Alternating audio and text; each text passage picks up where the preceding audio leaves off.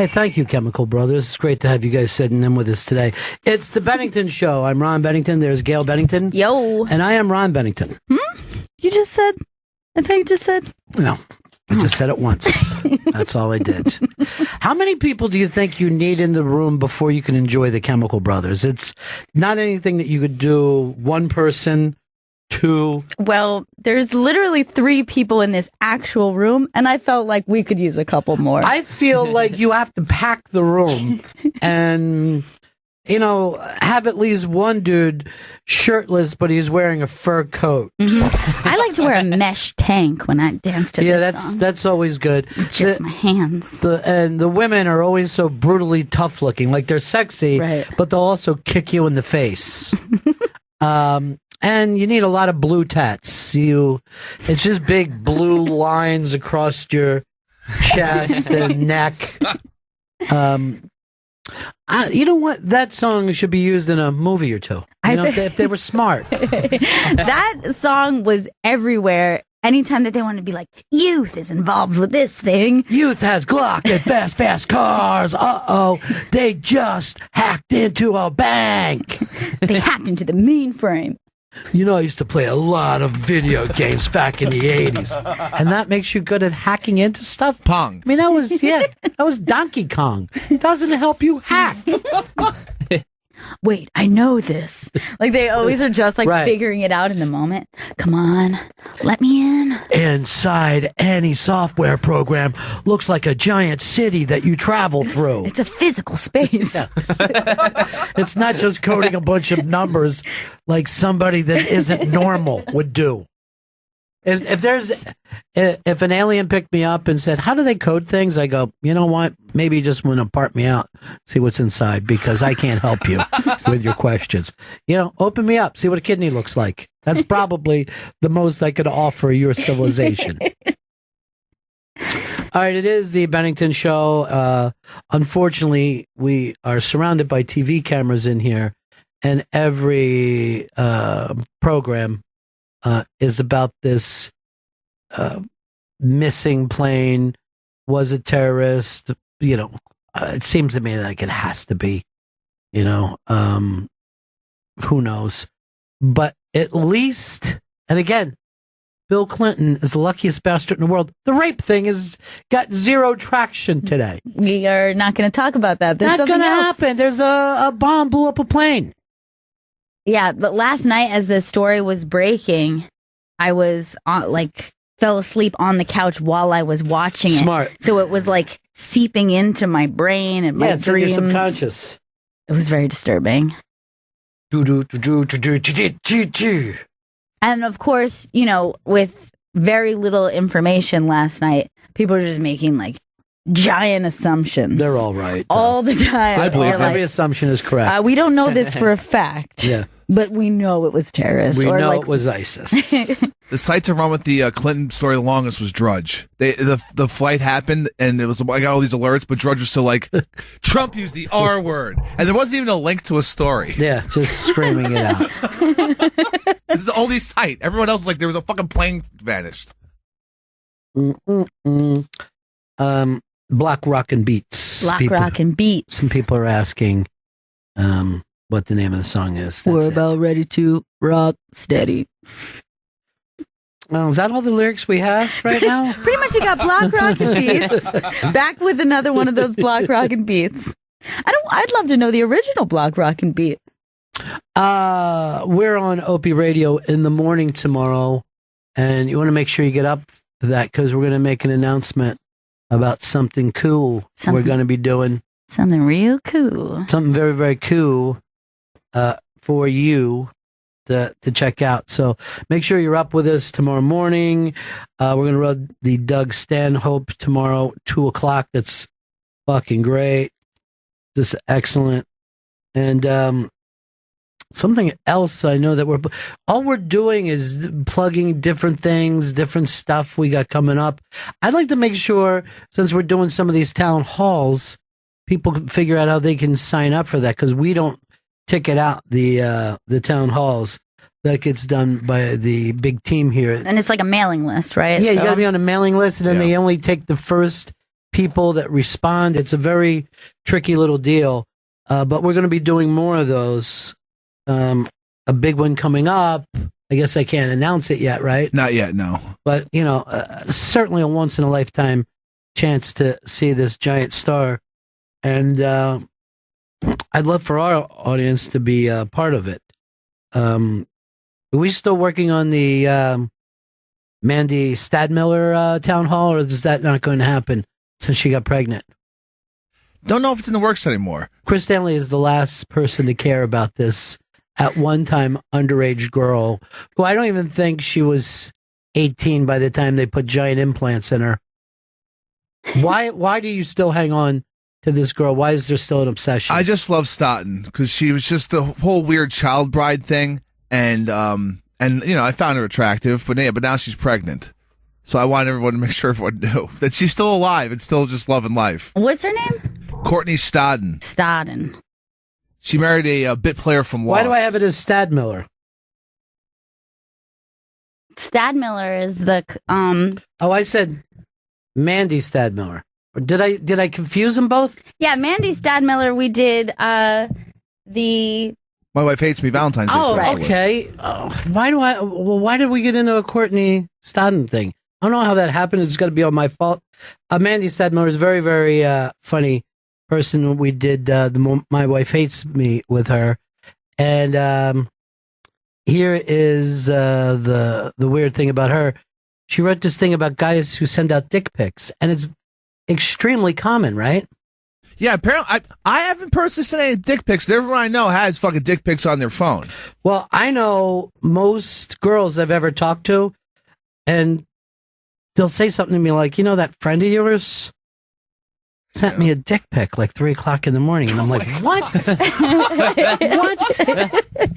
Now, I remember the first time I was with someone when they had a non-consensual dick pic sent to them. Most of these are. And dick pic was not a term. Right. So this is right when phones started to have pics messaging capabilities with those grainy pictures would you get on your flip phone.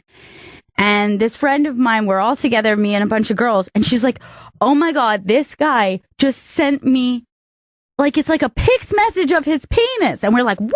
We're freaking out. Why would he do that? What could you possibly say that would make him think that he should do that? Dick pic wasn't even a term. A kid that used to hang around us at different events and stuff started to send him out to women that we know. Some that he was very good friends with in a just a friend thing. He would just send it out, and people were like, what are you doing? He's like, I thought you would think it was funny. What? But, yeah. I'll tell you guys after the fucking show who it is. Oh, my God. And you're going to be appalled. Oh, my God. I'm so freaked out. You know what? I'll just write it down. Please. Yeah, Just you know what? I mean, you're going to be freaked out, and then you'll think to yourself, oh, yeah, of course. I had to guess who I thought it might be. Oh, my God. Yeah, you wouldn't expect, right? But let it sink in. Oh, I need to know what this is. I'm shocked. Is that true? Yeah, it's 100% true. The unsolicited dick pic is just the weirdest fucking thing in the world. It's a very strange concept. I know what she's going to like. My dick. Here's the thing. I think men enjoy pictures of dick pics more than women, because I've never heard of a woman who said, oh, I got any dick pics of him. Well, women tend to be, and this is, of course, not 100% across the board, but women tend to be less visually stimulated than men are. Yeah. So a picture of just a dick with no purpose, just All right, thanks. You guys left me a fucking oh no, a pen that just is exploded all over this thing. Oh yes, this will take it off. Just a dry fucking That's not thing. gonna work. I need wet naps immediately. They have to be wet. This is fucking ridiculous. You know? We need All I'm doing is you know what you need is does someone wet have nap. a hand sanitizer Yeah. that gets it off right away. Okay. I might have it. look. You can see it. It's all through this cup that they handed me filled with pens. Is this a prank show? Yeah, it is. We're not pranking anyone. Have we been All pranked? right, he's going for the pen right now. Guys, look, he's going for it. Perfect. Get your pen just let me like talk you to my always friend do. Maureen. I'm fucking annoyed. Hi, Maureen. You called me at the worst time in my whole life. Oh, I'm Vanko sorry. me. I want to be here for you, though. I'm ready to dive out the window. Oh, no. Please Let don't. me save you. I wanted to ask you guys, because I saw coming up this week that Fred Armisen is going to be hosting Saturday Night Live, and it'll be exactly a month since Prince died. Is it too soon for him to do the Prince show? Will he do the Prince show? I'm not ready. If they do the Prince in Heaven show, yeah, I'm not going to be mad at them, but I'm certainly not ready for it yet. I think it's too soon. Also, how soon was it when they did Joan Rivers? When Sarah Silverman did her in Heaven, was it? All right. Yeah, you're correct. Yeah, they're edgy. They're edgy across the street. Yes, they are. And but that Joan would say, grow up if people didn't like it. I don't know. Oh, grow up. I have an old vagina, so what? I miss her. I miss the hell out of her. It's the worst. Yeah. Did you say she's the worst? I said it's the worst. Why would you say that? Why would you then? say she's the worst? All right, this is an all-natural hand sanitizer, alcohol-free, so I don't know if this is going to work. Because really what you need is alcohol. I know. I think that every morning when I wake up. Try that and rub it into your hands. Oh, God. Extra This is joke. my hippy-dippy Why you hand pranking me? sanitizer. Let me just check with Joey. Will you have some black gum for me to chew to, you bastard? Do you like Look, this, Joe? Joey has every right to prank me after what I did to him yesterday. After the show, I forced him to sing to Weird Al, and because all your songs stink, you tried to make one up on the spot. Yeah. Well, all your songs are either about comics walking directly into the studio, or you have one song, but it's blue.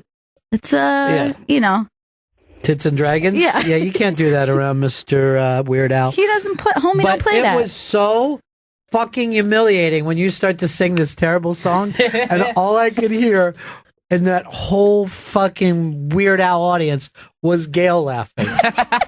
and I was so aware of it too. I felt like it was like my laugh in silence and just my uncomfortable laugh. Get me out of here. you have two things about you.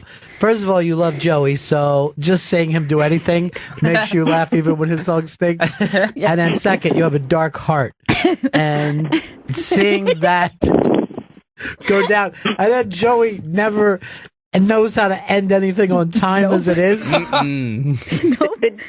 Gail take him out for some creme brulee? Oh, God. Oh, shit. Oh, creme brulee. Found out the word.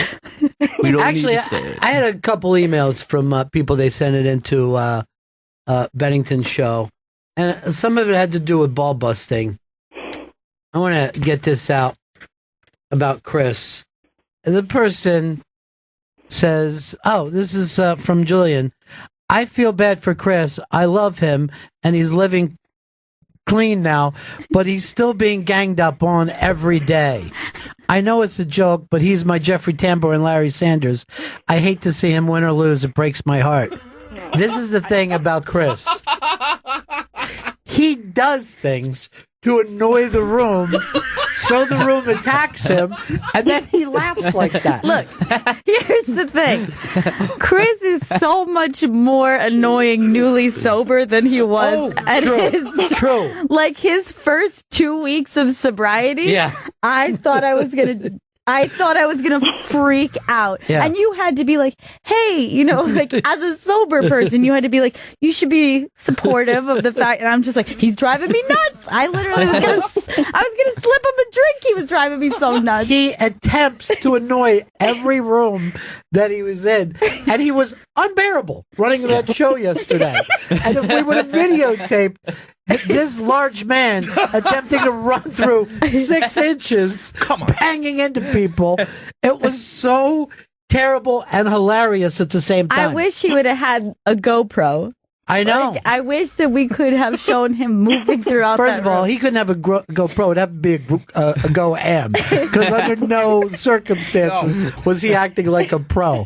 And then he took his staff and fucking glued them to a wall and didn't let them do anything. And I would see him running hard in a crowded room. It was ridiculous. It was tight quarters yesterday. Do you know what? There was a moment. There was a moment when he came to me to tell me about the timing, and he was suddenly at that door, and I was looking at him like the scene in Bottle Rocket, where it's like, "What are you doing, man? What are you doing in the elevator? Did you ever have a touch to lose, man? Go find Applejack." I was like, "What is he doing here?" We have a plan where everyone belongs. He's just like, "I lost my touch, man." Did you even have a touch to lose? Start having a heart attack. And then, as I'm like, "What are you doing here?" I hear you going, and the next question is, and he's like, "Joe!" Joe fucking took it, and then a minute later, he was the question guy. It was. I can't, please. Yeah. When you're looking at Weird Al, and he thinks we're weird, that fucking thing was off the rails. Oh, God, that was hilarious, though. I mean, if you listen to it, you're not going to know how crazy it is because we just acted like it wasn't happening. But it was happening everywhere. We just ignored it. Like, that's what I just kept saying. I was like, to the ear, all of this is going to sound normal. Like, it's going to sound really good. No one's going to know how freaked out we all were. All right. Hosp said, I missed the Weird Al event. Legitimately heartbroken. Here's the thing, Hosp. We didn't ticket anybody. We're not in charge of those things. You have to be on this mailing list to get into these other deals. We're just basically supposed to host the event. I don't know why Chris was doing as much as he was. I don't know how these events run, tell you the truth. I know Chris shouldn't be running them. I'm going to get to the bottom of it. Well, when Wiki gets here, I'm going to try to find out the differences of how it works, but crazy. Did everybody watch 60 Minutes the other night when they did the tribute to Morley Safer and he retired after all these years? No, I didn't see it. Yeah, well, we have a spy report. Spy report. I don't even try to do the voice anymore. Spy report. Morley Safer has passed away. Oh, no. Yeah, so they must have knew that, you know. One of the craziest things, I was walking down Park Avenue once and bumped into Morley Safer, and he was like a man out of time. He was like dressed like it was Mad Men, you know, just sitting there smoking a cigarette on Park Avenue. And I'm like, there's a fucking man. You know what I mean? Yeah. Not these other overage boys I'm walking around. He fucking looked unbelievably great. So you think that was what the purpose of that kind of send-off was? Yeah, and it was really, I mean, first of all, it was brilliant. I mean, you're just showing his work from the 60s, like in Vietnam and 70s. I mean, just this tremendous, you know, those guys lived like Vice before there was Vice, you know? They would just travel into places that had never heard of Americans and shit. And, you know, his life was just dramatically cool. And the spy report is passed away. So that was the send-off the other night. You were going to do spy report, but you forgot? Yeah, I spy report. What is it like not to pay attention to a show that you're part of? Is that I'm paying something? attention. Are you? Right. And how did you miss it? I came in too late. I had the words out of my mouth and then it didn't happen. You didn't have the words out of your mouth. There was silence. I'm so glad Weird Al stared at you. Highlight of the day. Was it? It would have to be for you, Chris. Oh, Yeah, unfortunately, you're probably right, Chris. That probably was the highlight of the entire day. You know what? We're not taking what Julian said into consideration. We've No. forgotten already No. that Julian asked us I to think stop I teasing explained to Chris. Julian how it works. All right, here's another email that was sent to us. What is our Gmail? The Bennington Show. It's The Bennington Show. The Bennington Show at gmail.com. Watching Room 237, and Kubrick was a master of multi-layer storytelling. Where I don't believe in all the conspiracies theories related to it. The movie was much more than a horror show. I have watched that and then went back and watched Kubrick stuff. And by the way, there's all kinds of other conspiracy things about Kubrick, what each thing meant.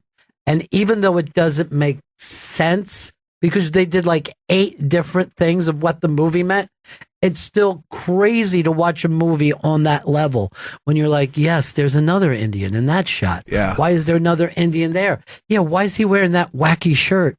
You start to go fucking crazy. And then you're like, is Kubrick just speaking to our subconscious? It is about genocide.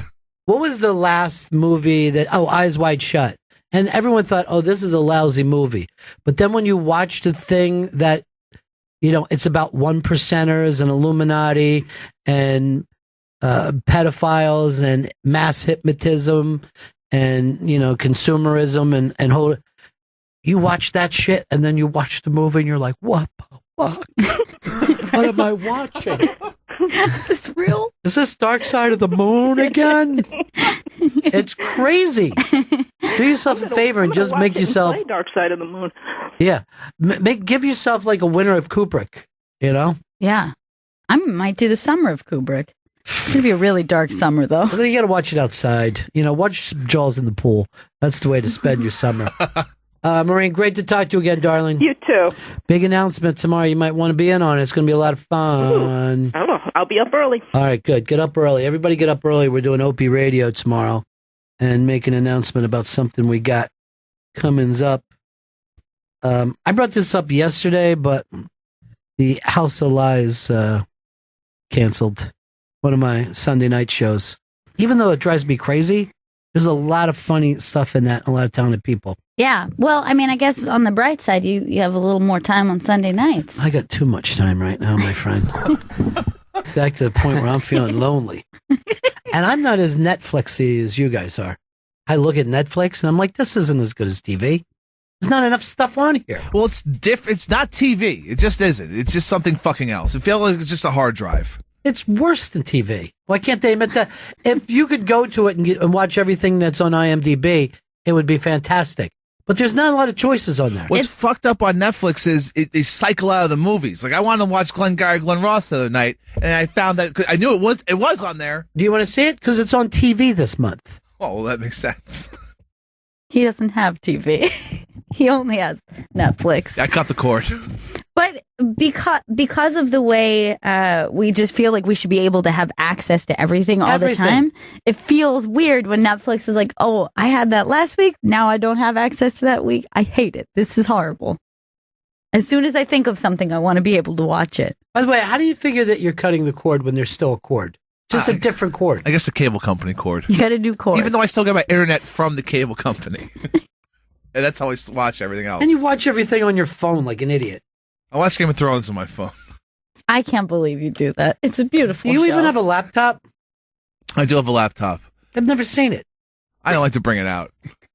That's why I don't believe it. I think you work off your phone 100%. I have my HBO Go app and my Netflix app on here. Do you really? Oh, yeah. So you sit and watch Sunday Night TV on your... Oh, God. Oh, really at least close put to my in face. headphones? No, I just the phone You're speaker. getting no sound. It's loud enough. It isn't loud enough. That's a fucking transistor radio instead of a stereo. I'm not saying the quality is amazing, but it's loud enough for me. You know what? You're going to need one of those cardboard headpieces they came up with where you slip the camera in. I'm ready to get him one. And it feels as though you're like in a movie theater. It's that Google Cardboard. That's what they're calling it. What about... You know what I'd like to slip him in is a straitjacket. It's Do fine. they come in double XL? I hope so. Too snug. Is this the whole thing? You don't want to be in a straitjacket that's tied by rubber bands on the back. Oh, fuck. I can still move around pretty good in this. The thing about a straitjacket is, what if you have an itch? No, I can't think of it. That adds to the crazy. That's what makes them so crazy. Joey Jojo could be the fucking modern day Houdini, where we put him in a straitjacket and just have him get out of it all the time. I would definitely be able. Well, to you're do able to that. pop your shoulders. And stuff, and right? you've got that weird elbow This, that I can't look at. and Oh do my like that, god! do like this again. Ew. Oh my god! What was that Charlie Sheen sci-fi movie where the fucking aliens were invading the planet? The core? No, the core. What? But remember, their When he legs would makes go up- backwards, like they would. Their knees bent the other way, and they fit. Like a bird? The Arrival? I don't know. I don't know. I think it was just 2.5 Men. I think that's what it's And he broke his kneecaps. All right, I want everyone to go. I get 99.9% of the ink off of me. Yay! What was it? My hippy dippy hand Yeah, it was. sanitizer? Yeah, give me even more. Yeah. I just want to sanitize. I know Chris touched a lot of stuff here earlier. Happens. Some right there. Mm-hmm. Yeah. There you go. All better now.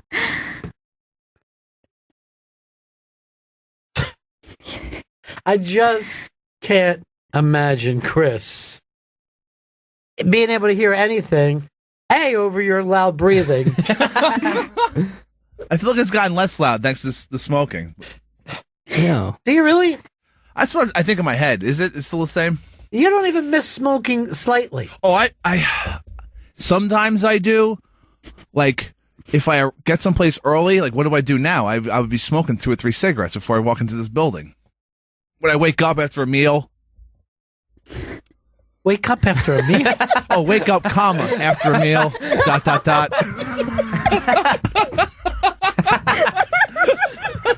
So on and so forth. All right, Julian, you see why we have to mock this dope out? Come on. He just said No, when he wakes up after a meal, he takes a nap and finishes a ham. And what Julia wants us to say is, oh, sorry, Chris, that actually doesn't make any sense. Right. That's okay, Chris. You must be confused. You know what? Let me just say this. Julian, you're cute, but stay out of our fucking business. We know how to handle this mutt. We're like the guys who take care of King Kong by being mean to him all day. I think that this, obviously, I'm not going to look at the fucking TVs. Yeah, I don't. A terrorist attack, blah, blah, blah. I know, it's terrible. There's nothing I can do about it from here. I wish they would let me negotiate with everybody. I think I could fucking fix it, but they won't. They say they want a college degree for that. Fucking bullshit. Yeah, exactly. Minimum. There's a minimum requirement of when you become an international fucking terrorist negotiator. But this Blake Lively story. Now, Blake Lively is pregnant again. And so she's gaining weight in different places. So she took a picture of herself and posted to her Graham Parker in the Rumor, and it said, "LA face, Oakland booty." Yeah. Now, apparently, the internet got incredibly mad about her bringing that up, feeling like a white girl has no right to, quote, Sir Mix-a-Lot after all these years. But what was weird, the news was picking up on it. And they're saying a lot of people are outraged. I even seen it on the local news last night. And the people that are outraged, it's not like it's the NAACP. It's just people tweeting This is that so they fucking dumb. hate her. Now, people hate her like they hate Gwenny because she's pretty and not a great actress. But they're furious. Now, is this any way a cultural appropriation, or aren't you supposed to appropriate fucking people's lyrics? Yeah, I mean, the idea of saying this is racist to me is crazy. To me, I think it's racist to not know the lyrics of Sir Mix-a-Lot's Baby Got Back. Yeah. If you said, I don't know one lyric from that, I go, what are you, a racist? It's a great song. I'll tell you one thing that you don't want, no matter who you are, and that's an Oakland face and LA booty. I mean, that's a fucking... Not the good. That's a dateless person. But at what point does the fucking madness end? Yeah, it's a quote from a song that she's making a joke that she was like, it's a nice picture of me, and then you turn it around and I got a giant ass. She's quoting Baby Got Back. And she's not even saying it in a bad way. She's saying, this is where I am right now. She's She carrying says, around a butt baby somehow. I have an Oakland booty. That's what she's saying. Like, what is the problem with it? Plus, it's a song that only white moms talk about. I don't hear any friends of mine go, "Oh, hey, you hear that new Sir Mix-a-Lot from 1993?" Yeah, that's the thing. Black people were quoting it fucking 23 years ago. Now, you're right. It's a thing of people who went to college in the 90s. Now that they're getting some ass for themselves, they start to say, I guess I got that Oakland booty. Anyway, I'm dropping the kids off. But no matter what, a fucking white person can't quote Tupac? It's very silly. I think this is crazy. This is like one of those fake outrage things where it's just a thing of the moment that a bunch of people want to fucking pass it around on Facebook, and you're just like, come on, dudes. Relax. This is not. There's no. I can't even imagine why this would be offensive. First of all, the song blows. Anyway, no one wants to fucking bring that up. And then, by the way, Sir Mix-a-Lot was just another LA grunge guy. I mean, a Seattle grunge guy to me. That song, he was in Seattle with all those. Talk about the separate but equal. But really, do we want to have separation in our fucking musical acts? It's crazy. Like, why would we want that? And then it always goes back to rap. No one was fucking mad that white people were singing Purple Rain, you know? Yeah, it's really strange. But, I mean, Baby... We're fucked up. I mean, Baby Got Back is not a great song. It's like a fun kind of novelty song. It's a silly song. And it's, I mean, it's not as good as the underrated "Put Him on a Glass," where he decided to suddenly take notice. Yeah, he went to the tits out of nowhere. And I mean, yeah, everyone act like, yeah, we're putting it on the glass, but they didn't mean it at the time. Sure, it's very hard. I mean, yeah, in a car wash scenario, I understand where it would come up, but other than that, Jailhouse also put him on the glass. Well, Chris can put him on the glass right now. Yeah, he does. Puts his nuts on the glass, and off he goes.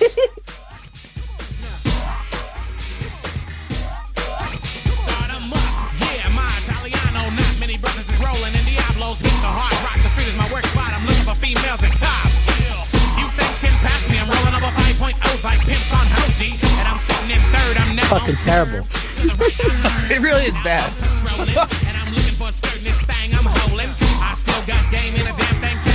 All right. Hey, David in Tennessee. What's up, buddy? Hey, what's up, Ronnie? I got to preface this by saying I got like 17 followers on Twitter, and most of those are family. But I sent Don Cheadle a message saying that I thought he was overreacting for saying "man up" is offensive to women. And I was attacked relentlessly over the weekend for this on Twitter. All right. Now, did he retweet you or something? Yes, he retweeted me. All I said was, of all the ills in the world, I think you probably shouldn't worry about someone saying "man up." And that's all it took. The next 2 hours, I was being bombarded. Now, did you enjoy being bombarded, or yes, you didn't? I liked it. I liked it. Now, okay. Now, I see what he's saying, and there's no reason that people shouldn't say, hey, look at some of these things that we say. There's like a sexist nature, whether we even realize it or not. And there's tons of that kind of stuff. But it's also nothing. But I would also agree with you that, yeah, we're fucking blowing planes up and shit. Yeah. But it doesn't mean that we can't talk about it. But you're not.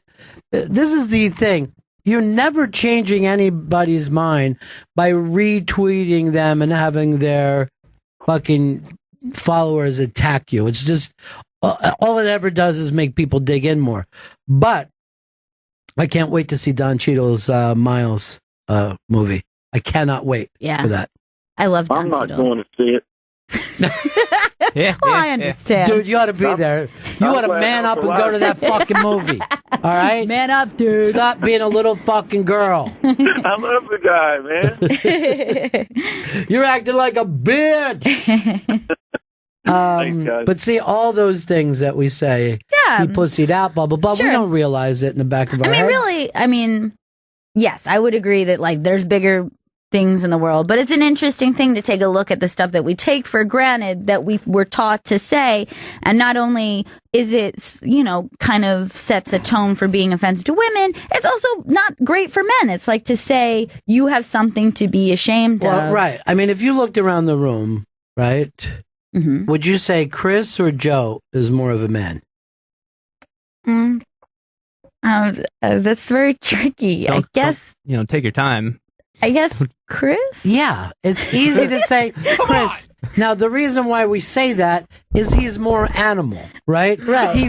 We consider masculine to be brutish, right? Oafish, if Yeah, you will. oafish. So there's also anti-male thinking with that you can't be someone like Joe who enjoys the finer things. Yeah. A glass of tea. Yes. Earl Grey. Yeah, some creme brulee. Only when I wake up from dinner. But The fuck's that supposed to mean? Joe goes out of his way to cause less of a wake than Chris does. He does. So we're saying that's less masculine than Chris. Now, by the way, this doesn't mean gay or whatever. No. There's certain people who just don't try to cause as much trouble in the world. But we see Chris and we're like, well, he's a real man's man. He's a hard drinking, smoking. Oh, yeah. I thought before he, turned into such a femme. Here's Jessica in Chicago. So I think the issue is that, like, when white women do things to change their appearance in, like, stereotypical African-American looking ways, like fuller lips, bigger asses, that whole thing, they're considered the most beautiful women in the world. When, like, especially in Hollywood, African-American actresses aren't considered as beautiful. So I think it's like a... But I will say that kind of stuff goes in trends, just like anything. And big asses or full lips could be in trend right now, but then it'll be the twiggy look again, and it'll be thin eyebrows. I mean, remember the 90s was just like really thin eyebrows, and now natural bushy looking eyebrows are like attractive again. Right. It's one of those things that they do. It might be true of right now, but it's not going to stay that way. But at the same time, why blame Blake Lively for what happens to be the trend? Her ass is big in that picture. You know what I mean? Mm-hmm. It's a nice ass. And there are white women with big asses. That doesn't mean that's no attack on black women. Right. In fact, they're probably like, thank God this is a trend right now. In the 90s, like all these, like, like it was, or like, I guess really 80s and early 90s, it was like a very skinny supermodel look was sexy. Wouldn't it be great if needy were attractive? When are brains going to be attractive? What are little whiny guys like Joe going to be considered? Whoa! 2017. By the way, when you do that, it is like someone's mom when you're like, oh, no fucking guy does that. You ever see John Wayne go, oh, can't believe you said that? You can't be aghast. That's what it is. He's fucking acting aghast. You look like you should be crying in the rain, yelling Stella at your fucking girlfriend with your torn fucking shirt. I'll take that as a compliment. You shouldn't. That's what I'm trying to point out to you. So that's what we're saying, Jessica. You can't blame a big-ass bitch like our own Blake Lively. Yeah. I don't think they're blaming Blake. I think they're blaming the culture where, like, it never gets... Like, when does it come around to that? I think the attacks are pretty personal. Yeah, they're very personal, and they're on her saying she better watch what she's saying, and she has no right to quote that song. And now, by the way, if you're a songwriter, you want everyone in every nation to quote your song. You know what I mean? No matter where they are. You want Chinese people singing that song. And I mean red Chinese. All right, Jessica, thanks for trying to set us straight, but we're too ignorant. Okay? That's just us. Okay. I mean, seriously, you're talking to some thick-headed nuck draggers. I mean, she made a go of it, though, for sure. Oh, God bless her. You know? God bless her. She did everything she could. I just checked Sir Mix-a-Lot's Twitter. He hasn't even mentioned anything about this. He's a dope for not leaping all over that. Right? He should be fucking making memes constantly. Yeah. Well, right now he's playing bar mitzvahs, singing that song to 13-year-old Jewish boys. And it's, he's doing bat mitzvahs, and it's all like, Amy got back, and he's just, with a little girl just shaking her ass.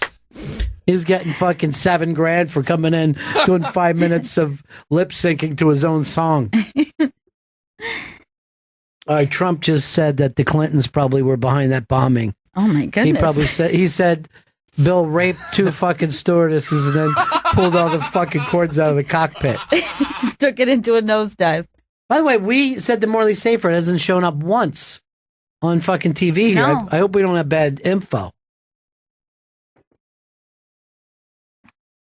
We get some really. They're focused on the. Usually, yeah. They. It's like I don't think they're going to break in. What's the problem with this plane story? I mean, come on. Here's another one that came out. Naomi Judd apparently said, no one ever, except for one person said this, she wouldn't do this celebrity cooking show because grits are slave food. Yeah, this is what Ray J is saying. Ray J was part of the celebrity cooking show. Oh, it's Ray J? Yeah, Ray J's throwing this out there. And so Naomi Judd did have a meltdown on set and stormed off, and that's confirmed. And then Ray J then said she also called grits slave food. Okay. So here's an example of Blake Lively, not so bad. If she did call grits slave food, not great. Not good. All right, let's get back to that. There are, in fact, things that slaves ate, right? Yeah. So why would it even be wrong if she did say slave food, if that's where grits came from? Well, one, it's just a Southern food at this point. And now, but it doesn't mean it didn't start that way. But 2, it would be saying that she was saying it in negative, like like his idea was that she threw a tantrum, like, this is disgusting, this is slave food. Well, I would have to hear that, but the thing is, you could easily say, grits were originally a slave food, which we say about barbecue. Barbecue had a lot of slaves making this food over an open fire and using some of the sauces and stuff from Haiti or West Africa. But so it's not wrong to say something is a slave food. Slaves did eat. But to say it in the context of let them eat cake. But we don't know the context. Never. But necks and all that, and sure, that was all basically slave food. A lot of it tends to be very, very enjoyable, and slaves did eat. Like, the problem that we should probably say is we had slaves. Right. And by we, I mean you guys down south. Yeah. Oh, yeah. Not us. Mm-mm. We didn't have that. Well, as far as we know. I don't know. If you ever find yourself on that show where they go back and find out where you came from, I think it's called Who Am I or something. Yeah. Everyone, they find somebody in their family, you're like, oh, fuck. Can't believe this asshole's related to me.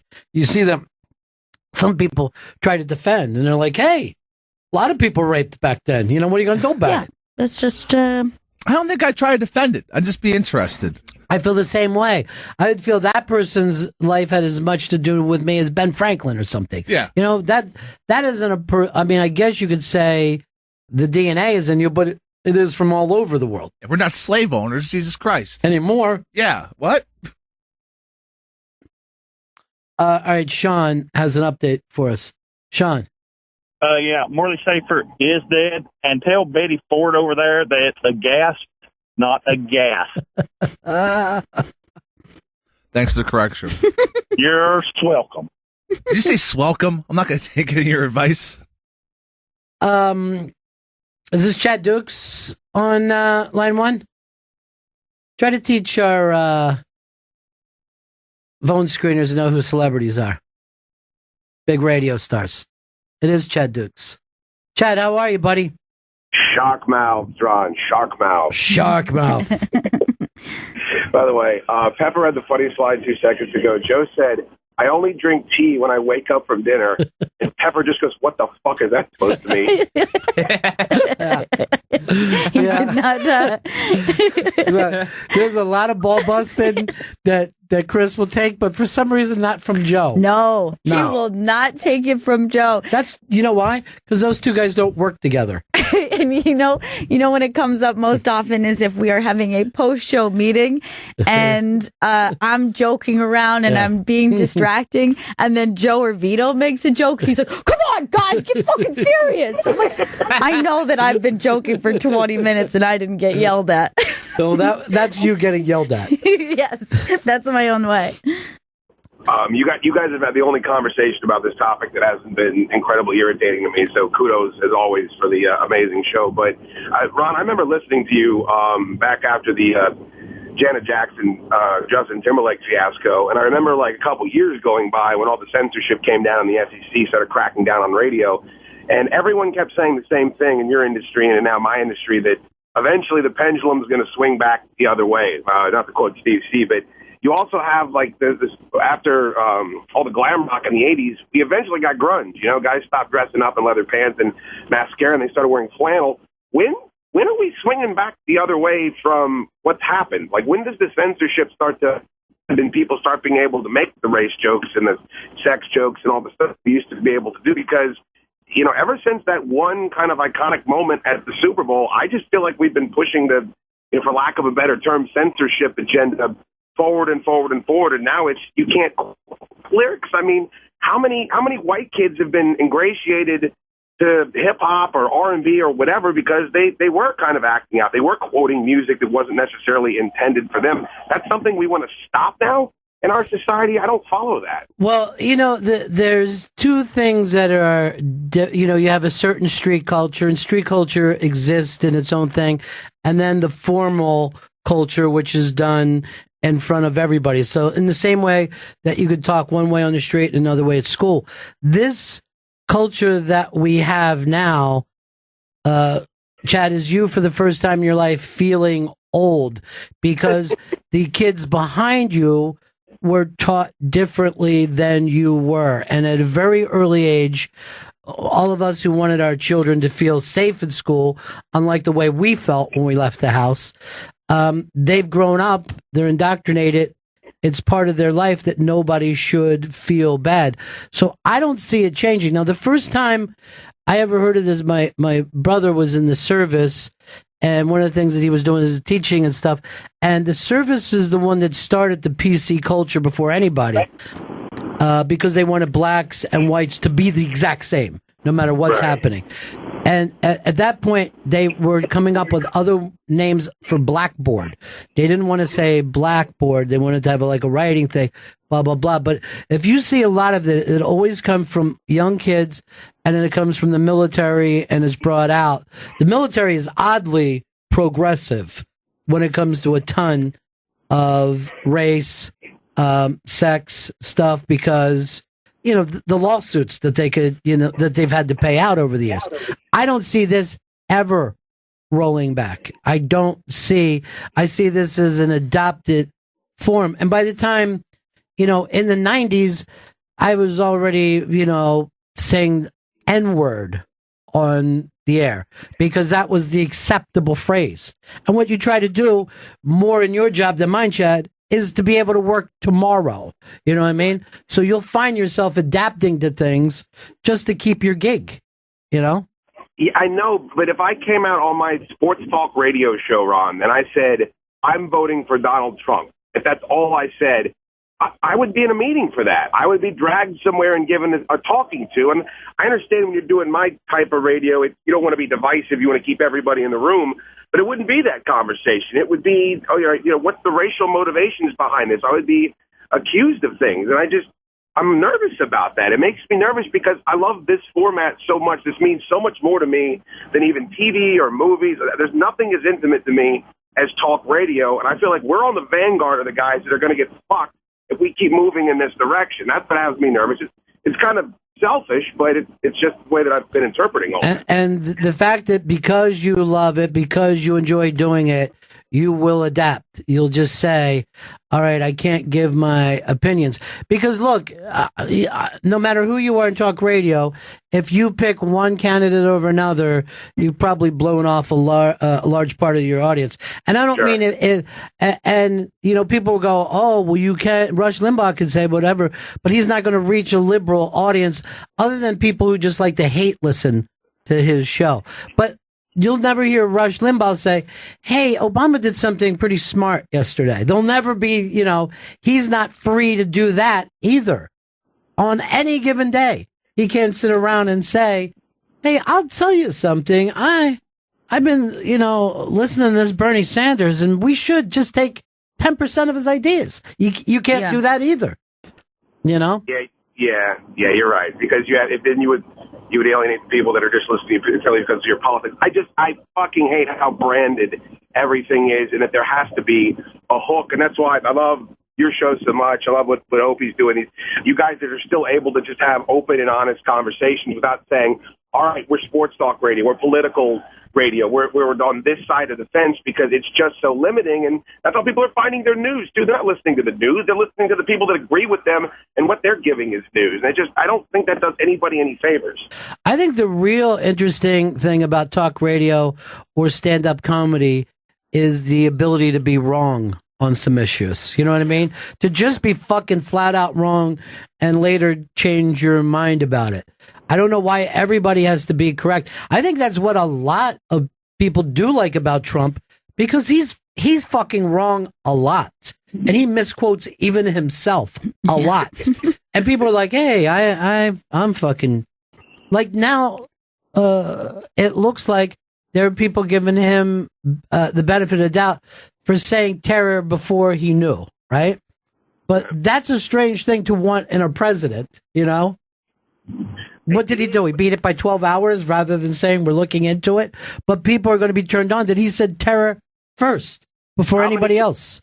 Ron, how many people are responding, though, that he is the only one that doesn't give a shit if he sounds politically incorrect? They don't know anything about his politics or anything about what he wants to do, but he'll get up there and say things that will result in a witch burning in our current climate about Muslims or about foreign policy or about immigration, stuff that maybe we should be having a conversation about, maybe not in the blunt terms he is, right, but he just has the balls to say it the way that he does, whether it's through ignorance or whatever it is. I think a lot of people are just responding to that. Well, I mean, the thing about him is he does have a pretty nice cushion to fall into. Not a lot of people have a couple $2 billion that if they fail at something. And I think he said the other night, hey, if I run this whole thing and it loses, I'll see it as a failure. You know what I mean? I won't think of this as a great experience. There is no second place in that, in his terms of thinking. So people like him, I think, on a competitive level that way. I don't know how satisfied they'll be with him as a president, or where he just says shit about stuff that affects their life, but it is fascinating right now to watch him. Fascinating. When are you going to come on my show and talk about Sam Bradford? I need that to happen. I said that I would do it many times. Chris is supposed to be. Chris, how often do I ask you about him and that other newspaper article? All the time. I'm scheduling it. I promise you it'll be scheduled today. But what's been the holdup? Our schedule's just been a lot of fluff. It's my fault. I just haven't picked a day. It's my fault. Yeah. I'm a Pepper Hicks guy. I'm not trying to put any pressure on him. No, you know what? You just got him fired, Chad. You know what? Thanks, you Chad. made a really good fucking point. Thanks. I got to get rid of this bastard. But so is that what you want me to talk about, Sam Bradford? And what I want to do is use that as an excuse to get you on and then talk about whatever we want. Okay. All right, buddy. We'll definitely line it up. I promise. I love you. This is the best show on the radio. Thank you, my friend. Take care. Later. Why don't we break right here? This is, make sure you're listening to us tomorrow morning on Opie Radio.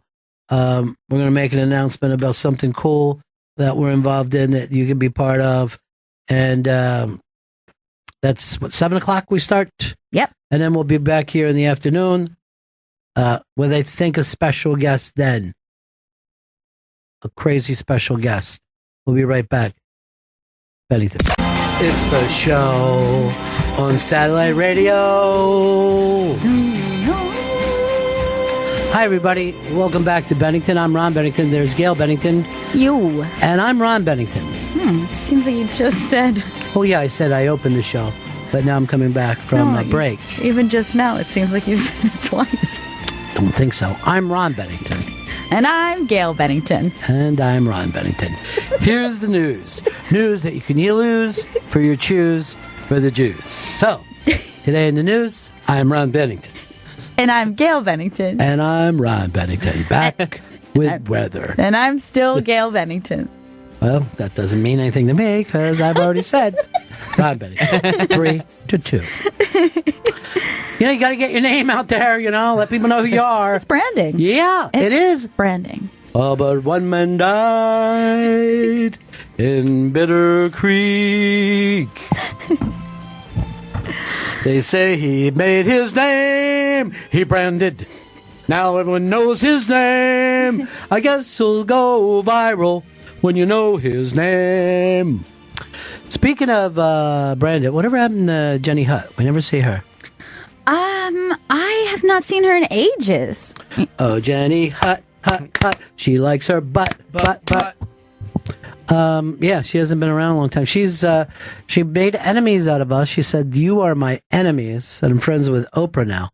Somebody told me that she's up to take over Michael Strahan's job. Wow. It'll be the first girl-on-girl morning show that ABC has ever done. A little girl-on-girl action. Oh, yeah.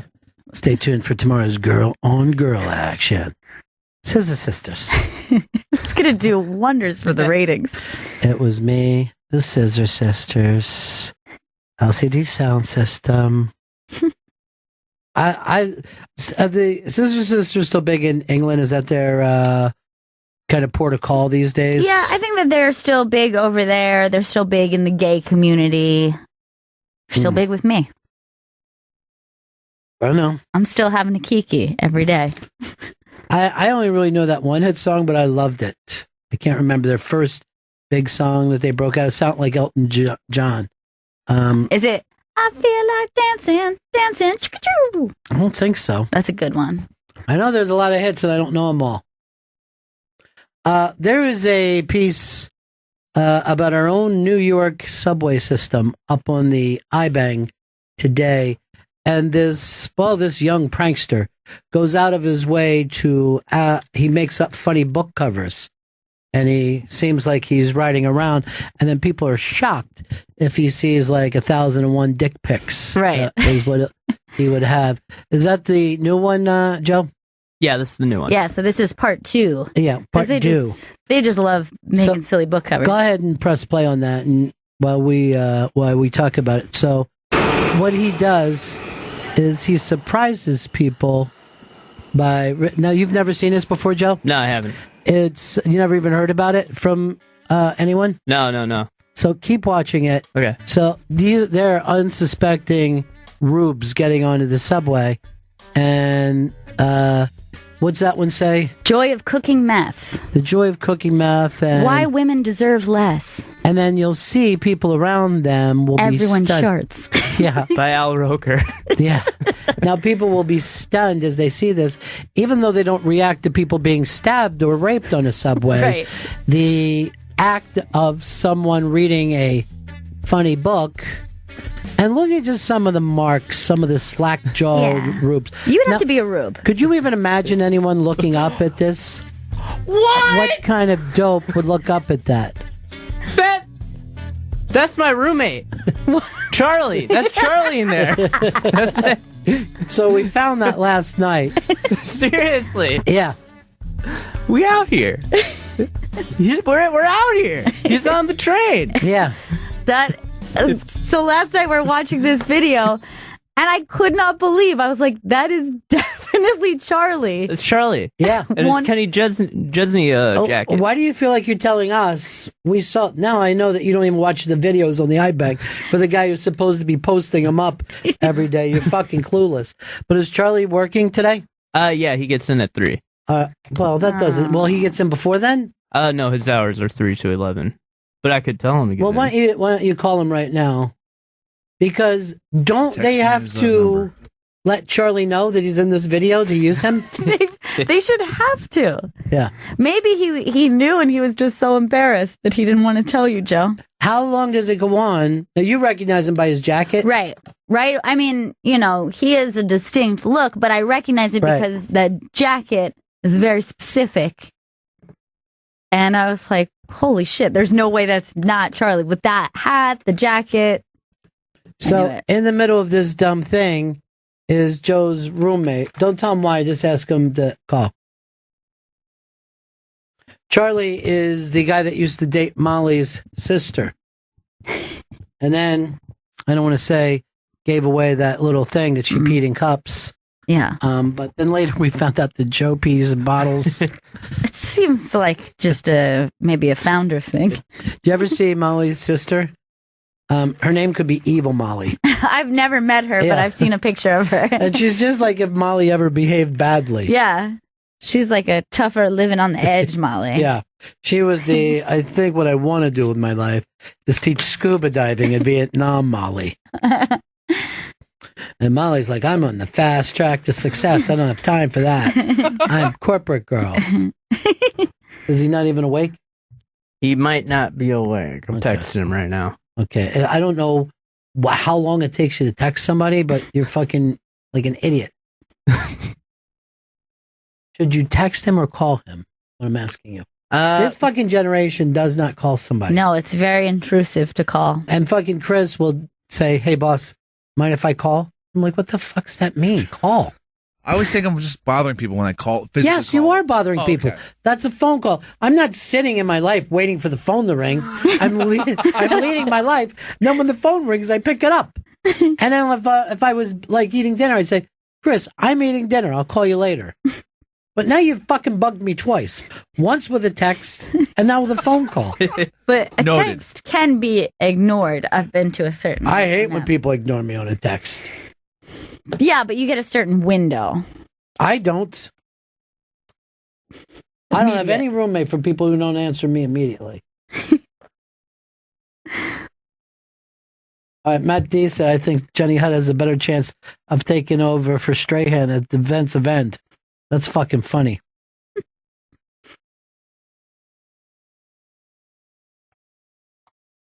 Look at Charlie. Wow. Total rube. I know. Yeah, if they didn't ask. All right, Kara got the song for me. It's Take Your Mama. That's the fucking song that I remember very much. All right, this is Charlie. Charlie, you're on the air. How you doing, buddy?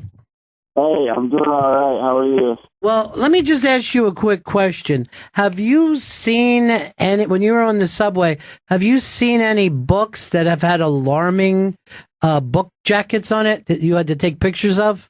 Yeah. I have a pretty decent picture of it.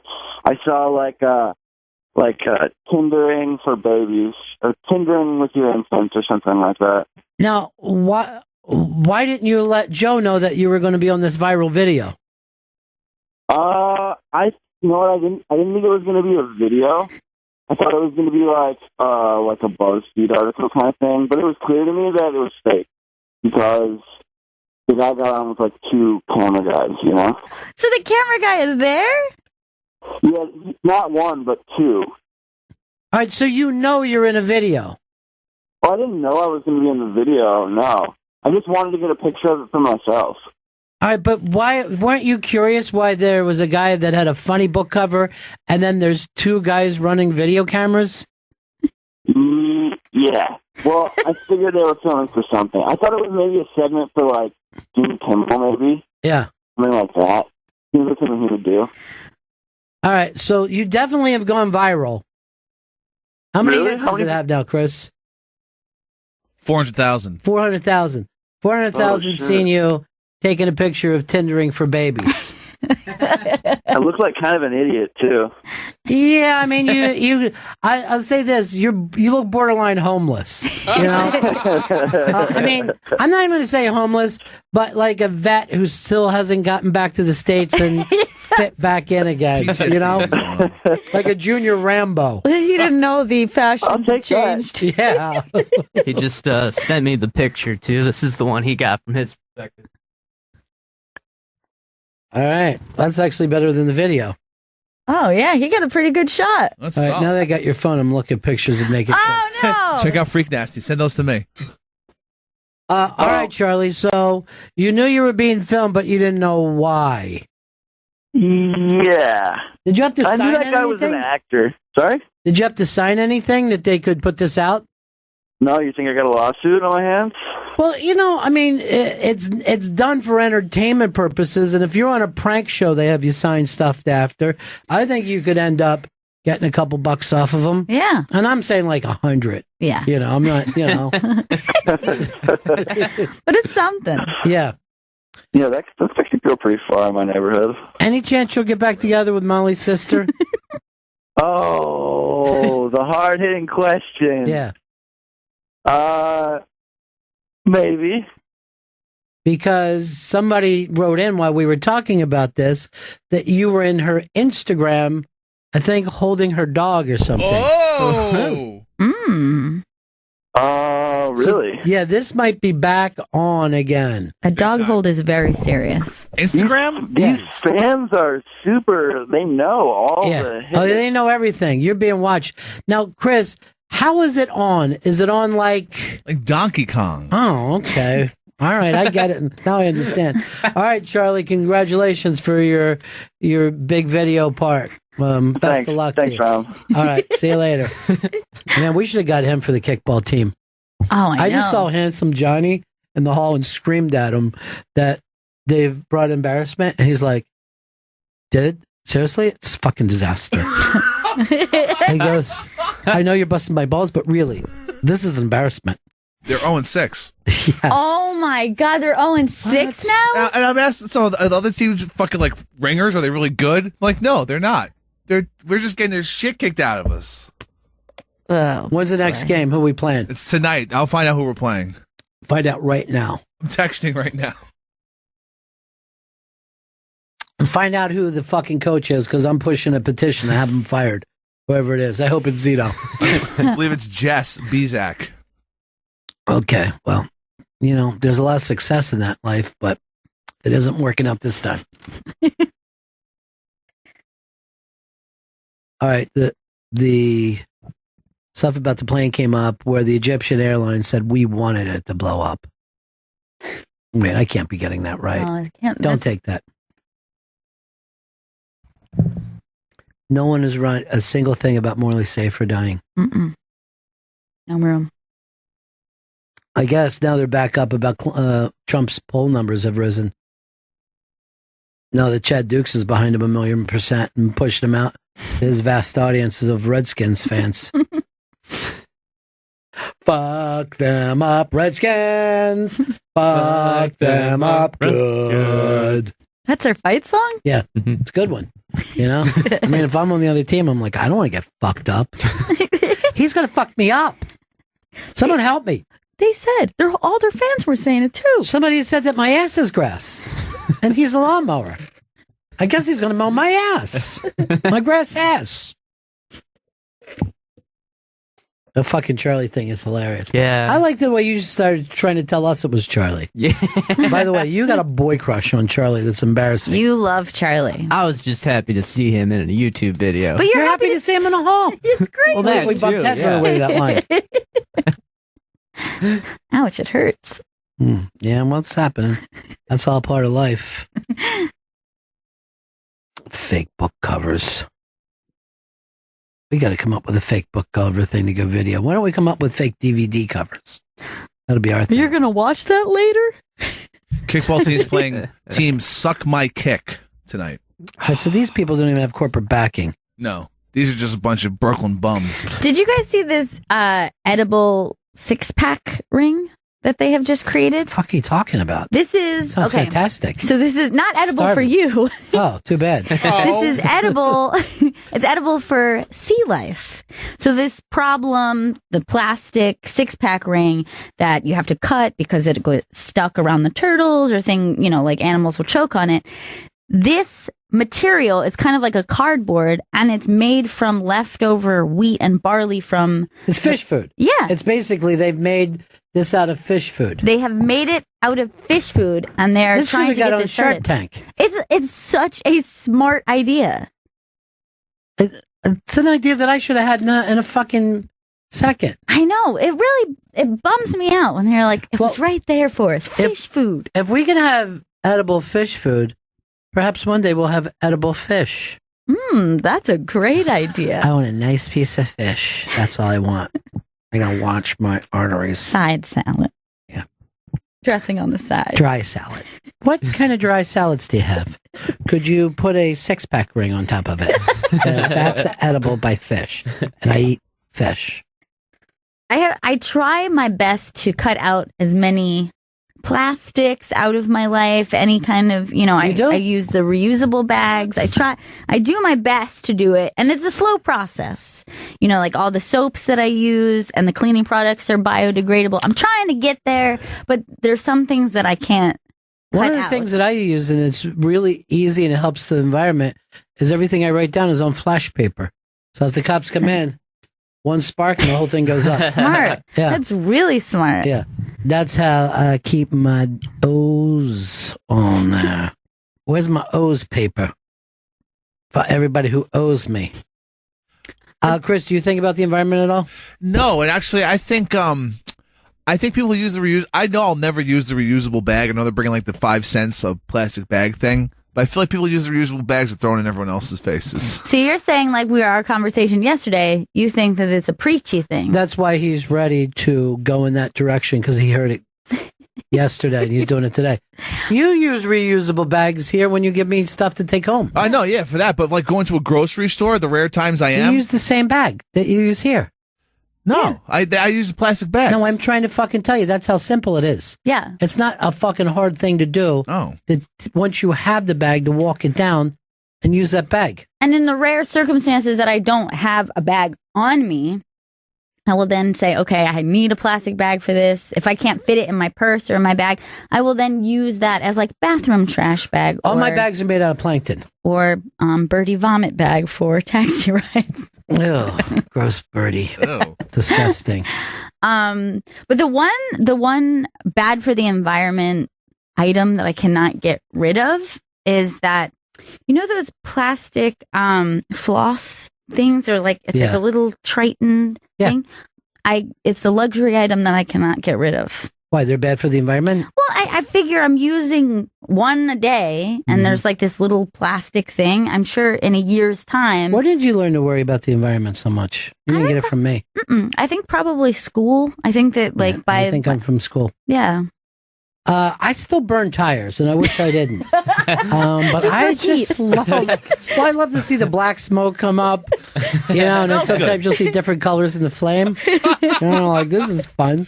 But is burning tires bad or good? I think it might be good for the environment because it warms up the earth. What else are we going to do with these tires? They got it, I can't make them out of fish food. Do you worry about the environment? Yeah, I do. Yeah. What do you do? Well, I will turn off a light anytime I leave a room. That's your money. That's your own money. Yeah, that's cheap. So they don't turn your electricity off. First of all, Chris doesn't even turn off the light when he's fucking specs. Oh, hell no. He stands at the window. His shade. You never bought shades in all these years. Oh no. God no. And there's one shade in the kitchen, and there's like holes in it, and it's yellow. Wait, so your bedroom doesn't have a window shade? No, I just fucking put a pillow over my fucking head. Do you have a shower curtain? So they don't know who's jerking off. They'll never be able to identify me as the guy who lives here. Unfortunately, I know him by penis, but his face is always covered. But he lives in that window. Just snitches in my neighborhood. So what else do you do, Joe? So I'll always turn off the faucet when I brush my teeth as well. But the thing I'm bad at is I still use styrofoam cups. I'll still go out and buy those. I'd rather see with a Solo cup. You buy styrofoam cups? Styrofoam is disgusting anyway. It's the worst, too. It's worse for the environment. I can't be near it. Everything about styrofoam is terrible. From sound, texture. I'll buy them, but then I also can decide to go to Starbucks, 3 blocks from my apartment, also by the train, or to Dunkin' Donuts, closer, but they used to buy styrofoam cups, but it's closer to my house and close to the train, so I'll always elect to go to Dunkin' Donuts on my way. So you don't have styrofoam cups at your house? I'll buy those too, yeah. Oh, that's my God. Disgusting. Oh, that makes That's creepy. You're fucking horrifying. Yeah. Bring them over to me, I'll burn them. You know, I'll throw them on because they're really colorful too. I'll throw them on to the fucking tire fire I got going. All right. Yeah. I was actually making a chicken dish last night, and you're tossing it in what is that? Cornstarch. Yeah. And then it started to feel and sound like styrofoam. Yeah. And I was Cornstarch is a little grody. It really freaks me out. Like right now, just my teeth is hurting thinking about it. And I started to get really freaked out because I was like, oh my God, it feels and looks like styrofoam. And I could even hear the pieces of chicken like touching. Yeah. Bring the cornstarch to me. I'll burn it with the rest of the stuff I got going on. Please. Burn all the styrofoam. If I was Trump, I'd say I'm going to have the biggest tire fire in fucking history if elected. I'll take a small state like Delaware, fill it with fucking tires and light it up. That's what they do in Canada. They just, they got their new handsome fucking guy and he's just fucking burning up half the goddamn country. They're so proud of that Trudeau dude. Well, he's adorable. He's adorable. I mean, he's a cute guy. All right, Ryan Beck says this: the only bag Chris uses is the one he straps onto his face so he can eat. Get it? Mean. It's fucking mean. For your oats. Not a centaur. I get it. Did you have that general? What is it? General something check in with Boyd? General Sows? Yeah. Sows? General So. I've heard everyone pronounce that differently. How was it? Was it good? It was really good. I went fucking straight vegetarian this week. Yeah, but I loved every one of my meals too, but now I feel like I missed out on that. Well, at least you didn't have the coming up in a couple weeks. I know. I'm excited. You already about trade it. out? Well, I always have one vegetarian. And Yeah, but you can't always do it. Sometimes you have to take extra vegetarian if it's a pizza week because everybody dives in. Oh, really? Oh, yeah. Get on it early. I highly recommend you check it the day it comes out. Kimasabi. Jump on it. Maddie was very happy that we did her tweet about dick pics and the men who send them. She's a good writer. Very. Look who it is. It's Hot Rock Gianni. Bennington. Hey, Gianni. Styrofoam against the teeth is the worse sound than when the guy bit the curb in that movie we talked about the other day. Yeah, I would have thought it was steel boot against the teeth. No. Not at all. Michelle went out, walked by, so we have to make faces at each other. I missed you guys this morning. I was there cooking some omelets on another show. Oh, who were you doing, Opie? Yeah, we cooked some omelets. How come you never cook omelets for us? No, I've never been asked to cook an omelet. I didn't even know this was an option. Cooking omelets is always an option when it comes to me. Johnny, are you kidding me? I even cooked omelets for Sway. I got called on the air with Sway for making him an omelet that he said was dope. Well, shit, man, we like some dope omelets. Yeah. I like to do this. Well, the day you make omelets, also make some pancakes, and we're making it like a fun little day for everybody. Like a nice little thing we'll have. Yeah, we'll bring bagels. Nice little spread. Hey, is today the ice cream social? That begins in 1/2 hour. All right, who are we putting on that? Fucking Vito? Vito will be on the ice cream social. Vito. Find out exactly what kind they want. I want vanilla with cherries. Cherry vanilla is the full name of it. Everybody else say what they want. Is it normally like Ben and Jerry's, right? It's Ben and Jerry's. Last year they had the peanut butter banana frozen yogurt. If they have that, dude, that. If not, mine is Cherry Garcia. Cherry Garcia for me. Cherry Garcia. Down. I'm the ice cream man. What about you, dude? I'll take frozen yogurt. Fucking diet frozen yogurt. If they don't have banana, because you know how I feel about that. Give me half chocolate, half vanilla. If you get a banana, fucking Chris will just eat it. He's like, that's mine. He's like that mean bully who just takes your lunch money. I know. Hey, give me your banana. Thanks for bringing me a banana from home, Joe. Tell your mom I said thank you. Look who it is. It's Blow. That's their way of being funny, is rhyming. Blow. They just rhyme. Blowy blow over there in the corner. Oh, Jesus Christ. You fucking thug.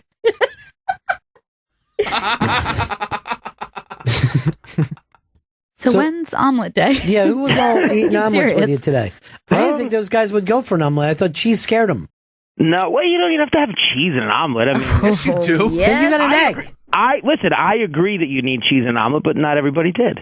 First of all, let's get this straight. It's not an omelet without cheese. It's just egg. We even had Taylor ham to put in there, or pork roll, depending on where you're from. What else you have? Bacon, pork roll. So what'd you do? Have egg white omelets for those guys with veggies?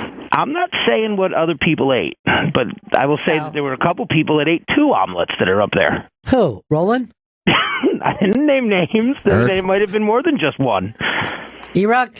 I'm not Sex bagel? naming names. 2 omelet morning for some By people. the way, you missed his. E-Rock stops in. He has his nieces with him yesterday. Adorable. And he's the sweetest uncle. He brought him in to see the movie star. What was the movie star that was in Zac here? Efron. Yeah, Zac Efron. The sexy So he Zac brings these Efron. really cute kids in, and they're like, he brought us to see Zach, and I think they got their picture taken with him. How great would it be to have an uncle like that? Yeah, that is so sweet. He's a good uncle. I'm a good uncle. Well, my uncle once yelled at me, hide the bindle. And I'm like, there's no one fucking even around here. It's your own weird paranoia. No one's watching you. That's a good uncle. Stop sleeping in the garage. I don't know, Johnny. When are you doing the next time you do a Friday show? Tomorrow. Tomorrow's Friday. Yeah, it's too fucking early for you to do 2 days in a row. I know. All right, the next we're time doing the following Thursday, right? Yeah, following Thursday morning. Yeah. All right. Yeah. We'll make that omelet Thursdays. Look, you don't want to come in. Just say it, Johnny. I love making omelets for the Benningtons. What is it with just you and omelets? There's nothing else? Empty Promise Johnny. That's what I call him. What the side I think I bought situation? steaks last week. Did you, Johnny? Did 2 you? weeks ago. That was 2 weeks. You probably got us confused with Opie Radio. No, it was totally you guys, and it was me, John, and John. All right, so let's say this. Jay had something healthy, Opie had something healthy, and the other guys were doubling up on the omelets. Who was working with him today? What comics? Mr. Mark Norman, but I think he only had one. Yeah, I don't see him as a double omelet No, guy. he had a single omelet. I will say that second online for omelets was Dennis. Dennis decided to come running down the hall for the omelets. He wasn't even on the show. Well, God bless him. He deserves it. He really That does. guy's a fucking saint. And then I walked by his desk later, and he goes, "Johnny, great omelet." He goes, we should do an omelet party, and I'll DJ it. He always says stuff like that. He yelled at me today that Weird Al, I call him the most humble man in the business. Does he? Yeah. What's his name for him, huh? I call him the most humble man in the business. That's what he gets, a lot to yell. And then he says, let me know the next time you're doing a town hall. I love him. That guy's weird. Oh, he's great. Nice. We love He's a him. nice fella. Well, he's a fucking DJ. He's a disc jockey. He really is. Old school. Well, Johnny, you fucked this one too many times. What are you taking, banana splits over Jenny Hutt's house right now? Never. We don't talk about her after the thing she did to you guys. Yeah, we didn't fall out with anybody like that before. I don't remember what it was, but it was great. It was the greatest Twitter thing. She was yelling at me on Twitter. Her producer blocked me on Twitter. That's the first time I've ever been blocked on Twitter. Sweet. Well, you will by me after this fucking omelet snub. Never forgiven. Damn you. See if hey, Vito, see if there's an omelet favorite fucking ice cream. Grab a gallon from them, too. Don't go fucking bring them in little scoops. No. Make sure we have some pretzels down here before. I don't know about you guys, but I think pretzels go with ice cream. A lot of people, get out of the way of this. A salty sweet combo. Why wouldn't that work? I don't know whether we put out this. What do you think is the most drunk state in America? Because they put out most drunk cities, and this fucking city took like 7 of the 10. I'm gonna guess Colorado because Coors is there. Okay, so that's all it takes. Yeah, takes a fucking brewery to be close by. Massachusetts. That's a good one. Vegas. No. And nobody hit. Nobody hit. Yeah. I forgot we were saying states. Yeah, I did. That's why I went Vegas. Nevada. Let's go with Arizona. No breweries there. Florida. California. All wrong. California. Back to you. New York. No. I'll say Oregon. No. Illinois. No. Michigan. No. North Dakota. No. Alabama. Most drunk states of all time. We've gone through 12 states. Not one yet. What? Joey Jojo. Iowa. No. South Dakota. No.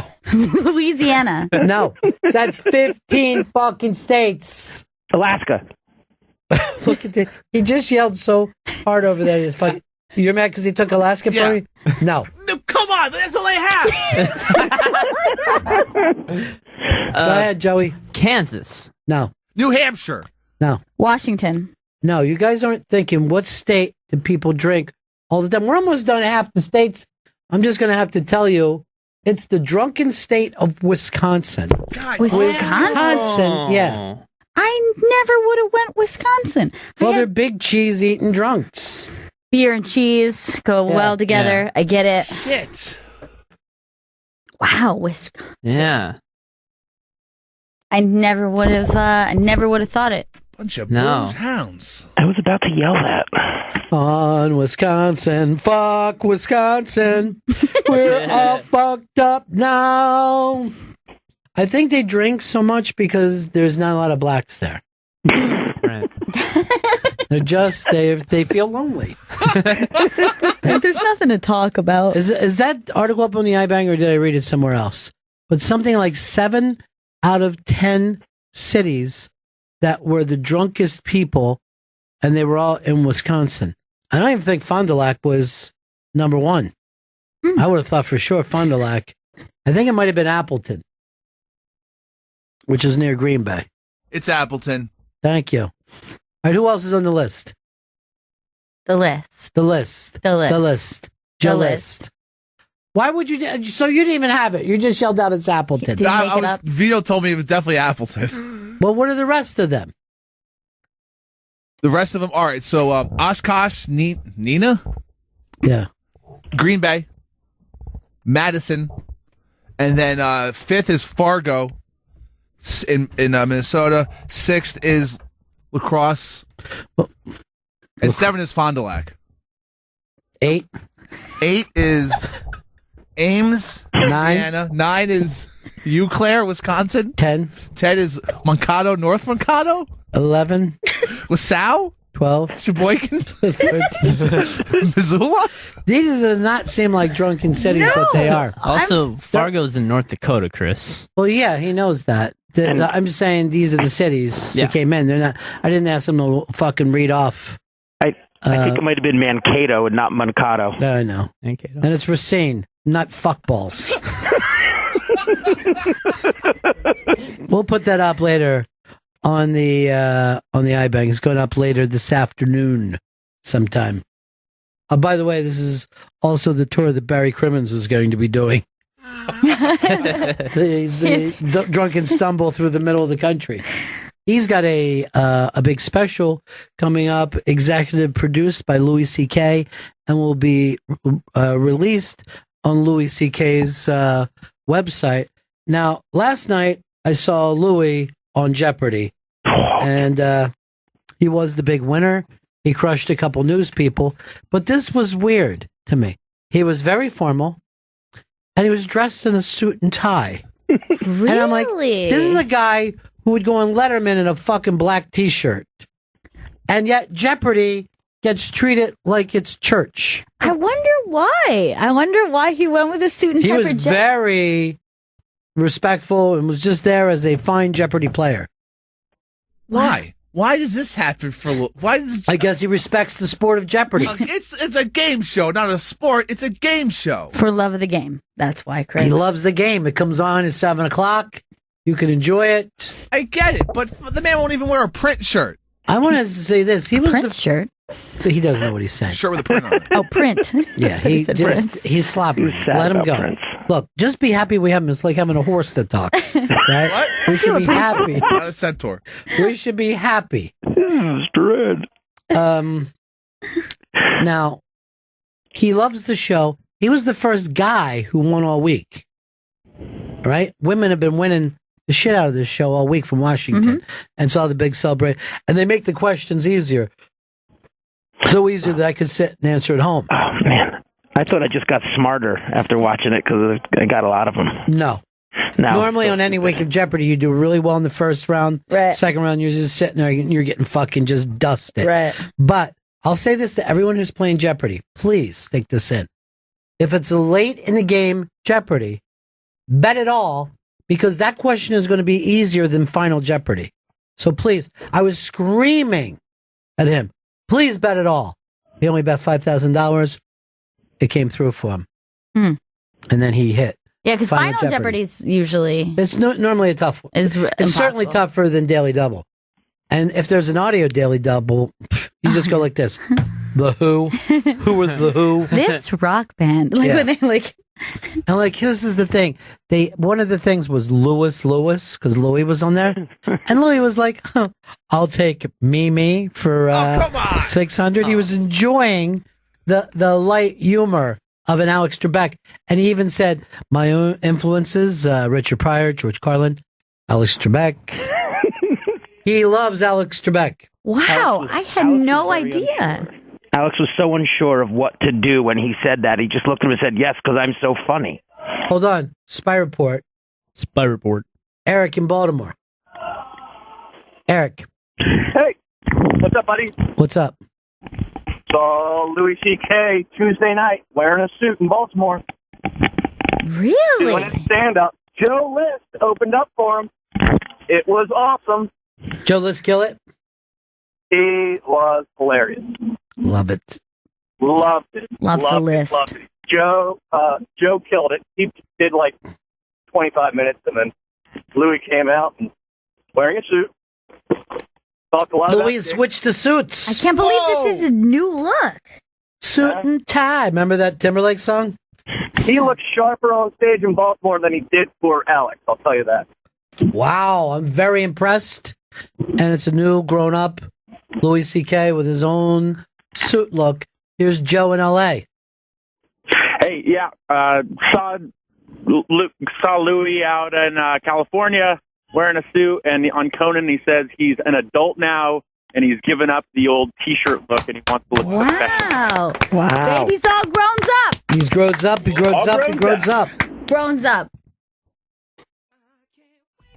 Maybe he lost a couple million. He's decided, I'm going to put a fucking suit on like I'm ready to walk into a bank for a loan any given day.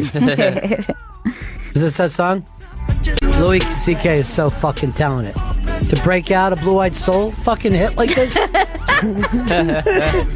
is and then impressive. go dominate Jeopardy? This is a new Louis. I call him Newy. Good. I'm glad. Newy C.K. When he dances this song, like he barely touches the ground, he's just like hitting the balls with his feet. There's no heel in the ground.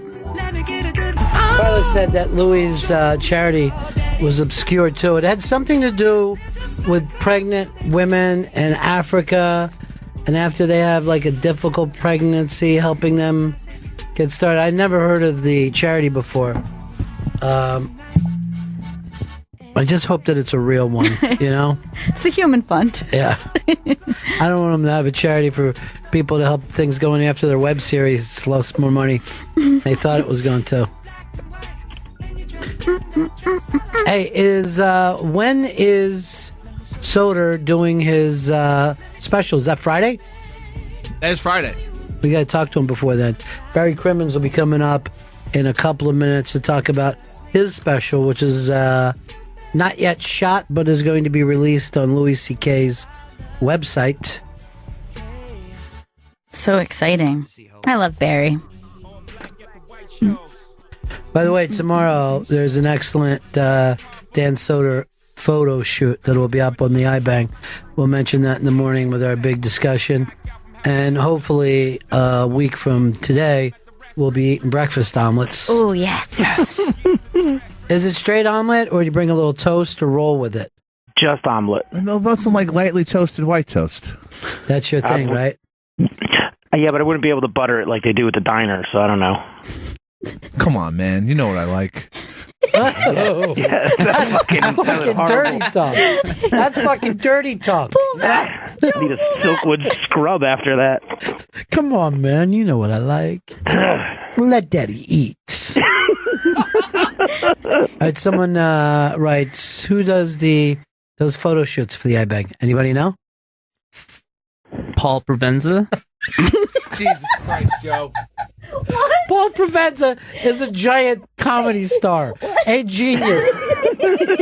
And he's a photographer. Wow, he is versatile. I Is hope it I'm right. Robert Klein? Do I have that right? It's Phil Provencio. Provencio? Why you had to know? It's Phil Provencio. Polo. All right, Johnny, talk to you later. Later, Bennington. Don't mind the snub this morning. We're fine. Bye, omelet boy.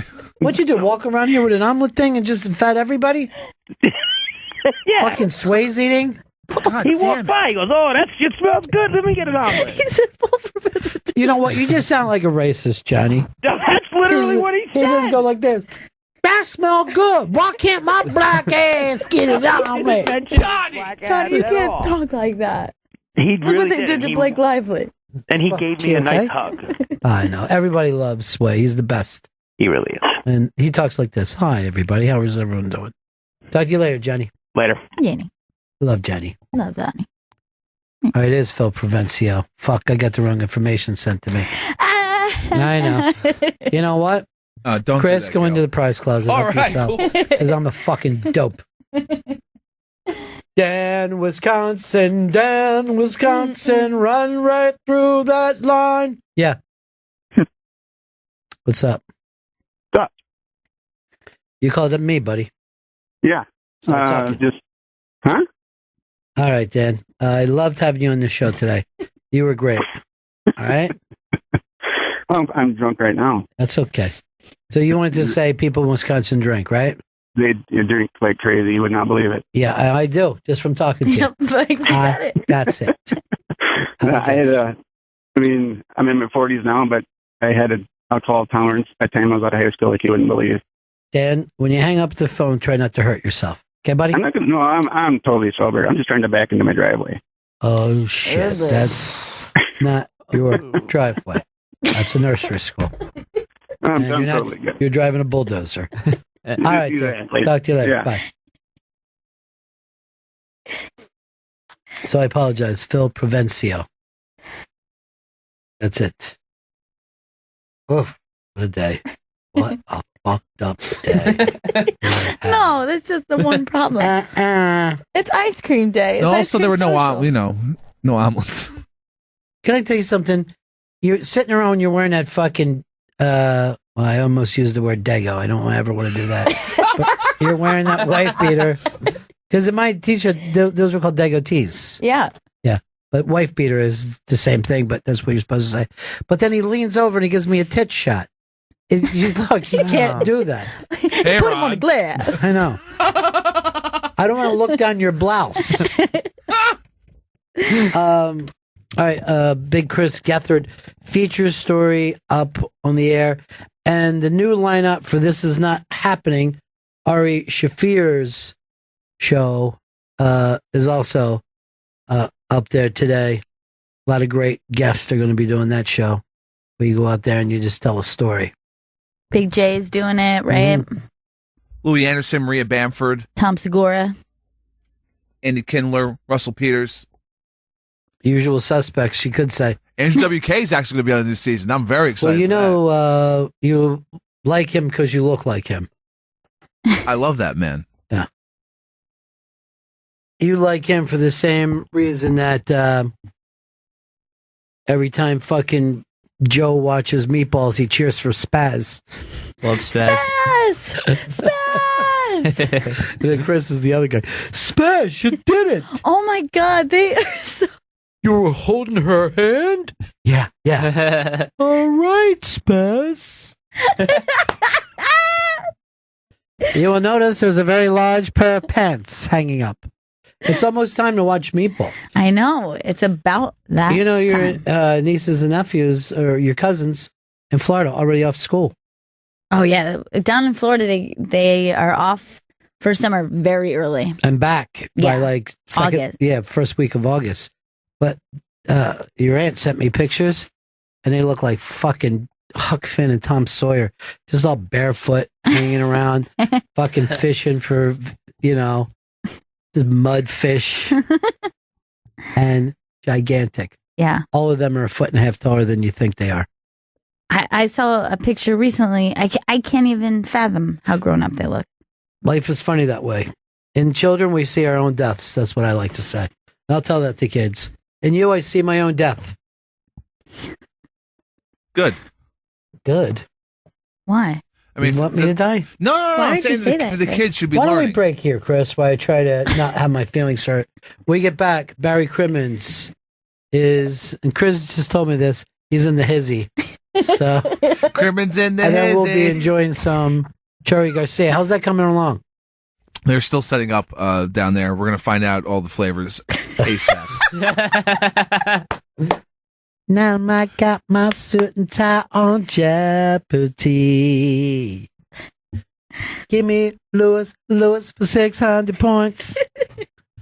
Right back. Bennington. Hey, everybody, it's back to the Bennington Show. I'm Ron Bennington. There's Gail Bennington. Yo. And I'm Ron Bennington. You know, the one and only Barry Crimmins has just come in. You can see Barry Crimmins perform tonight through Sunday at the Creek and the Cave in Long Island City. And you're going to see him put together what's going to become the special that he's shooting. He'll tell us more about that, where it's going to be released. And he's going to be up in Montreal when we're there, July 29th. Also, you're going to be performing in London, England. Yeah, the Leicester Square Theatre. Or Leicester Square. You know, BarryCrimmins.com for more information. Barry's a big deal now, he's Never on too top big of the to world. come in and see you folks. You know what? You Check say on the that, little but people. I feel intimidated today by your massive, massive success. I know. I'm really successful. Because you know why? Because I'm going to lose my food stamps if you keep talking. Here's the deal. There's weight to your material, okay? Where we're in here going, oh, what can we make fun of Chris about today? I mean, there's, well, that's a very quest become quite a story. Yeah, it has. It's become quite a story. By the way, I mean, congratulations on that. I Chris, tried to say something to him last fall, but he was in a coma. Well, that's the problem. Because when he was in a coma, we found out that his work spiked. It actually, he got more done. Fortunately, in that coma. Gail, you doing any Creek in the Cave this week? I am. I'm going to be there this weekend to see you. I think I'm coming on Sunday. Okay. Sunday. Yeah, and I will be going with the lovely Amy Miller, who's going to join me as my date. Yeah. And, I'll also be at the Burn in Somerville, Mass. a week from Saturday, which will be my final tune-up before we shoot the special, June 4th. Now, you are a weathered veteran. But I want to say one thing, though. Let's just deal with the news today. I think that before this thing is over that everyone's talking about today, my theory is gravity was involved. Okay, so gravity could have brought that plane down. No one's brought gravity, that up. I'm just, and I've been against gravity for years. He's always said that. My doctor has told me I can do whatever I want so long as gravity isn't involved. Okay, that's the thing. Yeah. Now, my ancient foe. Yeah, your ancient foe. It's gravity. Once again, curses gravity. The battle.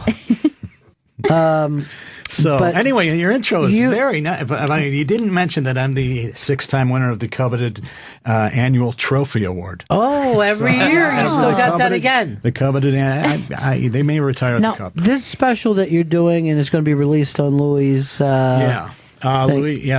Pig Newton Productions, Louis C.K.'s outfit, and we're doing it at the Lawrence Arts Center in Lawrence, Kansas. Now, this surprises me. Well, it's meant to a little bit, but Lawrence is one of the hippest towns in America. It's really cool.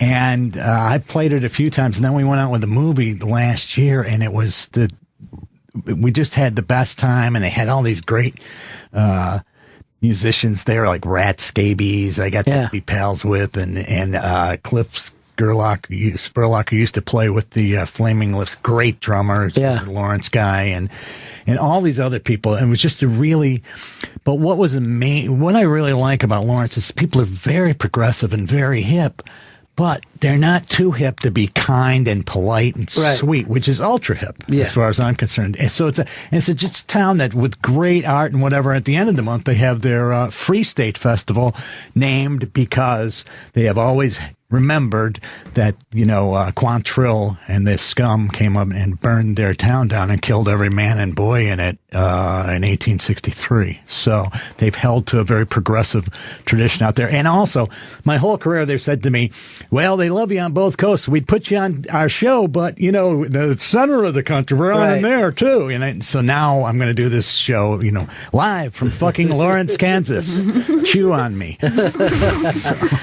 So this was your choice. You picked Lawrence, I Kansas. love Lawrence, yeah. That's fantastic. It's a great town, really. It is. Now, Louis, it's surrounded by Kansas. Yeah, that's well, the drawback. Austin has also struggled with that. Yeah. But was this Louis' idea to... Louis called me the day... Louis and I spoke the day Call Me Lucky debuted at Sundance. Mm-hmm. And... he said, I want to do a special. And so we've been gearing towards it for about, a year and a half. But the big chunk of that time I was still out promoting the movie. So since September, I've been on the road and trying to rake my act into a pile. And here we go. 2 weeks from Saturday, they call my bluff. Wow. So come on out to the Creek and Cave and see what I'm working on. Yeah, I'm going to be there Sunday. I'm super excited about it. Ooh. Well, that's good. So this is all from our ice cream social. This is a way for us to know all the other people in the building. Come on, we'll work. I was sitting, waiting out there in this huge ice cream crowd. There's the majority of the people who work here don't have shows. I know. So we don't know the that. only guy who didn't get a spoon. Why was that, dude? Come on. Why no spoon? We're spoonless. Yeah. Thanks. You didn't get one either. Oh, okay. I'm sorry. I wasn't. I was the only guy. I was definitely not Jerry Garcia. No. My morale was so low until I realized that there was an ice cream social. It does. Really improves. It helps you through the corporate bad times, doesn't it? We're going to have a square dance later. I'm glad we don't get overtime. Because every once in a while, once a year, they give us ice cream. That's right. Makes it all better. He's a living wage.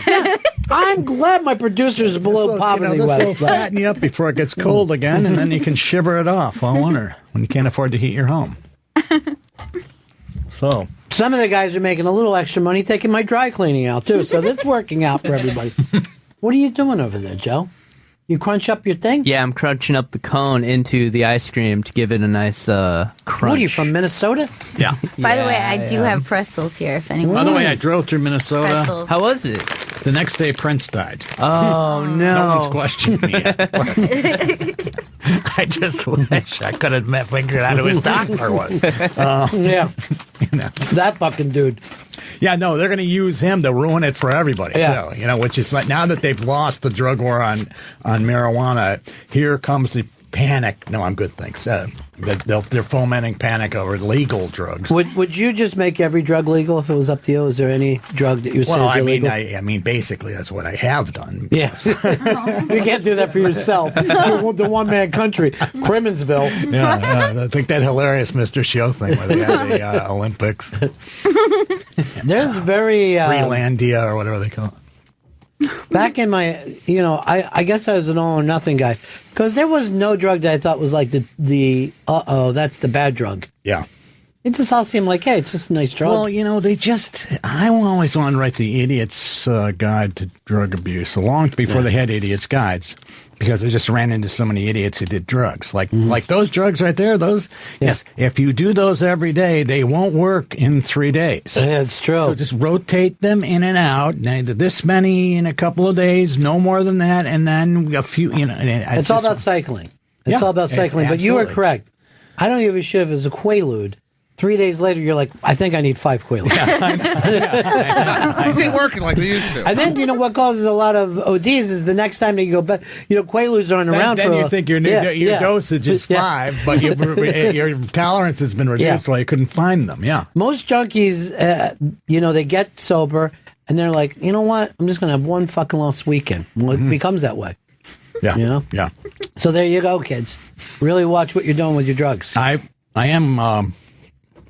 I did write one book, A Drug Interaction, The Frugal Junkie's Best Friend, which is done quite well. Along with Coping with Your Dog's Bisexuality, my other. I got to tell you, I was traveling. Yeah. And down south, I'm driving through North Carolina last week, and it's hot. So I think, I'm going to put some shorts on. So I pull into a bad gas station. I go in the restroom. And I start putting the shorts on. Right away, someone pounds on the door. And I go, hold on, I'm changing in here. Well, that was the wrong choice of words. Let me tell you. Man, was the SWAT team disappointed in my ensemble. Apparently they thought I had violated the sanctity of urinal acts. I like any state that worries Nothing about makes that. me hornier than a good urine-covered restroom, too. And I'm sure that's across whatever your preference is. Nothing more than maybe some dry, like with the toilet paper and the urine have dried together and sort of bonded to the floor in Cracker Land. Like that's where I got a hard on and I just got to do something with it. That's it, man. That's my deal, I really need to be relieved at this point. And somebody, and they have, if they're preferably if there's like sort of black tracers of explosive diarrhea but this is a great story. I had a great friend named John Brown. Man once puked in a wishing well. He was my dear friend. And I tried forever. I ended up in the cover boys, like Enablers Quarterly. Well, I'll just keep them at my house and just keep alcohol there for them, and it just, so I learned. But, so Brown finally, he's lives at my house for like 10 years and he did something like the millionth thing. And I go like, Brown, get out. Brown goes, okay, it's summer. I'm an upstate New York guy. I'm gonna camp. I'll do a little fishing. I'll be outside. I'll get healthy. This guy goes, but I'm gonna need some money for toiletries and stuff now that I can't steal yours anymore. So I go, here's $20, Brown. My friend Huxford and I are at my house watching the ball game, and I give Brown $20, and I figure, okay, Brown's going drinking with the $20, but at least we get him out of here for a while.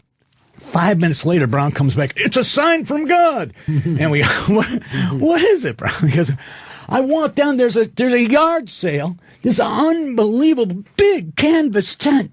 The guy wanted $10 for it. I talked him down to $5. Can I set it up in your yard? No, Brown, you can't live in a tent in my backyard in suburban Boston. So, no, you can't. So can I just set it up to see what it looks like? So I go, okay, but it's coming right. As soon as it comes up, it's going down. That's it. So he's setting it up, and my friend Huxford and I noticed that there's a sort of dark stain all the way around. And at the same moment, Huxford and I, we simultaneously just said, Brown bought a fucking used latrine. We fell down laughing like it was, like a roast. Like, just laughing like Ricky Ricardo on the soundtrack. We couldn't breathe. We were laughing so hard.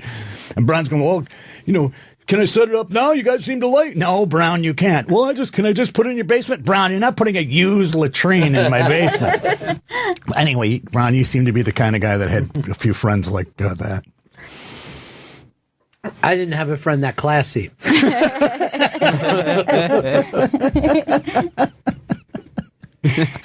So, Chris, do we figure out what we're going to do in Montreal when we get there? We're still working it all out. Who's we? Us, and I believe Don Wickland's also part of this whole thing. Okay. That's exciting. We're going to be there at the same time. I know. I was thinking about a cigar party. They sell Cubans there. Don't I sell them here now? Well, they say they're Cubans, but we just sell the wrappers. Right. They sell the wrappers in Little Italy. Yeah. Slap around a Dutch master, it's all good. I believe at certain times in my career, I did have actual pretty good access to Cuban cigars. Well, their problem is the rest of the fucking world caught up to them.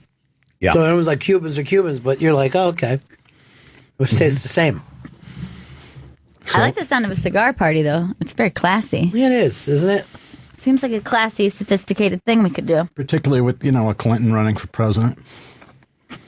I like to go to cigars. Yeah, I like to go to cigar bars in the city so I can hear what piece of shit the Democrats are. Yeah. Well. You're just leaning in. Yeah. I don't have to lean in. I'm fucking yelling in there like the cigars with their I often agree with them, but it's just from afar. It's the circles meeting from the other side. Yeah. Are you still with Bernie? Like this crap now. There's all these people, like these roving, dangerous bands of peacenik, Bernie Sanders, the violent people. It's just shut up. Just stop it.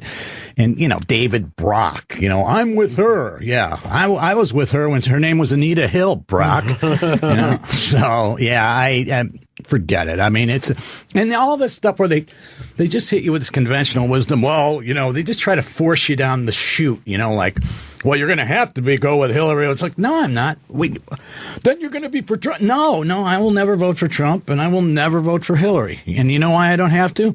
We have this fucking thing called the Electoral College that stands between me and direct democracy, and so I don't have to worry about it, because if Trump cures cancer, he's probably not going to win New York, so I don't have to fucking soil myself on Hillary Clinton. Thanks a lot. Shut up. I got to live with myself, and you can't blame me for this shit, but you will. You will.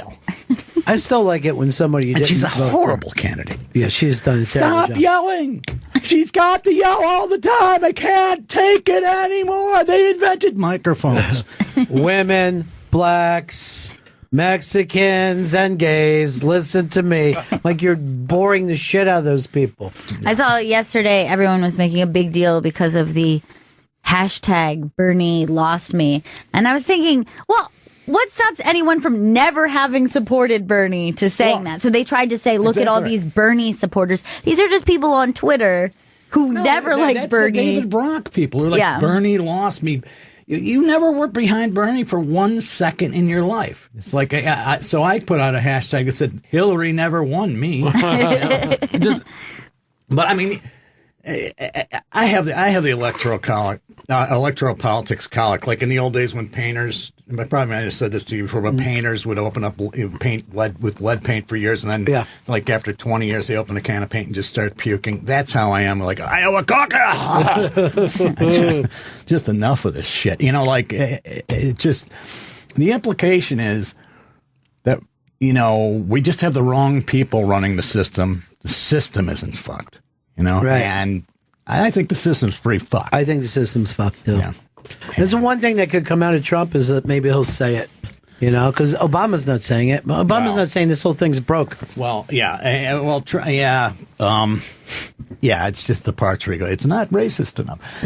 I mean, although, Trump with white power comes great irresponsibility. So, but that Rust Belt strategy, that's a winner for them. That's a winner. Yeah. Those horrible trade deals are coming back to bite the D's in the ass, and they deserve it. Those horrid trade deals. I know those union guys out in the, I marched picket lines with them. I've done rallies with them, whatever. If Bernie were in there, they'd go with Bernie. But, they're pissed off. They're screwed. And someone even mentions those trade deals. Goodbye. Goodbye, Michigan. Goodbye, Ohio. Goodbye.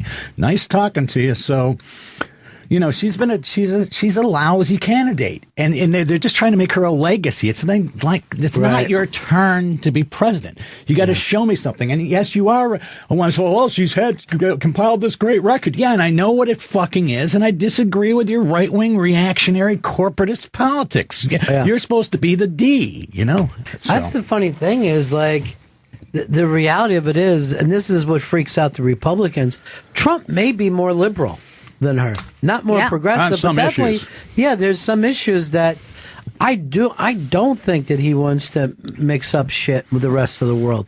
When he was saying like, hey, why don't we get our bases out of there? That's what freaked the fucking Republicans out, Well, They're like, hey, we put those bases there, dude. We're not trying to make money. You know, Protect our corporate interests. Clearly, he's an isolationist with the wall. It might end up helping the world if we just build a wall around our fucking country. Don't let us out. Well, that's basically it. Basically it. As I've said for a long time, if he builds that wall, bet everything you have on the Mexican pole vaulting team. Well, they also are hell of the tunnelers down there, like the Viet Cong were. Yeah. Just being able to come up with the greatest tunnels ever. Yeah. How deep is this wall? The Viet Cong, they had tunnels all through that place. We can't fix the fucking 2nd Avenue tunnel we've been building for 10 years. That wrecked every fucking business on 2nd Avenue. And probably 10 more. Yeah. That's insane. You know why somebody told me that we even wanted to do that is they want to connect Wall Street with Harlem because there's cheaper housing up there, and it'll really bring a lot of white people into Harlem if they have a 2nd Avenue line. Listen, there are so many areas of New York that could have used a new subway line or their first subway line. It was not a necessary thing. It was definitely strategic in that way. The whole East Side, you can't get you got to walk way over before you get a subway. It's crazy. They don't have any that go to my house. Well, yeah, it's tough for upstate New York. We used to have the Underground Railroad up there. Yeah. But now you are in Trump territory. That's what Trump hopes to take. I'm surrounded by all these people that don't tread on me flags. And it's like, well, first off, I assiduously avoid eye contact with you. Why do you think I'm going to walk anywhere near you? And by the way, thanks for reminding me that you're a fucking snake. Barry Crimmins is in with us. You can see him perform all week at the Creek in the Cave in Long Island. Then he's going to be up at Just for Laughs Festival in Montreal, July 29th, and in London, England. Yeah. Oh, the whole I'll be there. week. I'll be there like the 27th through the 31st, but 29th I'm doing a. How long? When's the last time you were in Montreal for Just for Laughs? Oh, there wasn't an internet yet. Oh, is that right? Yeah. It wasn't an internet. They hadn't translated it to Just for Laughs. Yeah. It was like whatever the hell, that dirty Frenchy thing. You know, I was thinking about you the other day because of everything that your book put you through. Doug Stanhope just did an Unmasked with him. Yeah. And he wrote a book about his mom committing suicide and the whole thing hit him like a ton of bricks. Yeah. Because it was his first day of not like doing comedy about it, but doing interviews about it. And you could see. Oh, he was like I was the day I got to the Unmasked. Yeah, he had a case of the Crimmins. It was like. Actually, Bobcat wasn't even in the best place. It all got to him. No, it was. You should have seen us a week later in L.A. Yeah. After 130, basically rape interviews. 130. I ended up doing the Keith Richards Memorial crawl down Sunset Boulevard. I was staying at the Standard, and so I was just bouncing back and forth between the store and what do you call it? This one. One of those. Jamie Masada. Yeah. Whatever that place is. I was, by the end, I was bragging. If you see the interview with me and Rogan, his podcast, that was the last interview. And I was just like, I was being medevaced from place to place by that point. Well, the bluntness of your life was somebody just going like this. Was it sodomy? Was it an uncle? What exactly happened here? Like stuff that people would never say. He would never bring up to anyone. And then they're just like, we're just going to lay it out. No warm up to this. You know what my problem is now? After 6 months on the road? Everybody literally is a fucking comedian. Everybody. Yeah. The guy picks me up at the airport. I go like, oh, thanks a lot, man. Yeah, I'll see you tomorrow night. Why? I'm hosting. What the fuck? And then the producers of the show go, do you mind? My wife and I have a team. This has literally happened to everybody's. Not only is everybody a comedian, but they all have a fucking podcast. Right. I've been on these podcasts with these people where there's literally more people on the air than will ever hear the goddamn thing. It has to be. Yeah. Ever. Well, people have said to me, they go, could you listen to my podcast and give me some tips? I go, you're about 22,000th person who's asked me to do that. I would never No, you have wouldn't do the nothing time. else to do. Yeah, I would never have the time. Just say, we'll just say who you guys are every once in a while. And I don't have the heart to go hard no on them. Yeah. So they just keep coming. Hey, you still think we want to? It's like, what the, and I'm probably missing a few good. I mean, there's some great ones. I mean, Mark and Dana and But you know what's funny? That's the same names that people said 5 years ago. You know what I mean? It's just it seems like everyone's asking me why I'm not doing a podcast, and I say because they need at least one guest. Yeah, if you really want to promote yourself, just stay out there. And that's how they all interview each other as you go back and forth. Well, Chris, you've even got one, right? You took the skanks away from Anthony Cumia's network. What did you do with it? I had the Legion Skanks are going to be on Gas Digital Network, but I had no part in the. But you are part of the Gas Digital team. Yes, I am. Yes. You're one of the owners, minority owner. No, I'm just an employee of the Gas Digital Network. No ownership at all on my end. The what digital network? The Gas Digital Network. GasDigitalNetworks.com. It's a podcasting network. Yes. The gas. I mean, not just any. The gas. Yeah, GasDigitalNetworks.com. When's your next show? It's going up on Tuesday. And what is your next show? Is it snuff films that you caught on the underground of the internet? What do you call that part of the internet that you go to? That is the dark web. Dark web. Oh. You need a special web browser and all the URLs. You know who's there? You and FBI agents. Oh God. Yeah. There's no regular people there. And believe me, I can confirm that for you. I don't know if that makes me paranoid. In early on. Yeah. Mm-hmm. So what happens when you're at these places? How do you know what to find? All right, so it's all the URLs, where it'd be Facebook.com or whatever. For in the dark web, the deep web, it's all gibberish, and it's .onion instead of .com. So you find these URLs, then you go to these certain websites, and then you poke around. And they also run slower than the regular internet because everything's so encrypted. I love how you get them to confess this stuff on the air. And there's no search engine? Not that I've seen. No, there's no search engine. So there's just search parties. Yeah, exactly. So how do you know what you're finding there? How do you find your illegal drugs that you're trading? There's I'm not trading anything. But you have seen snuff films on there, right? There's been snuff, yes. People will post a snuff film, yeah. And why?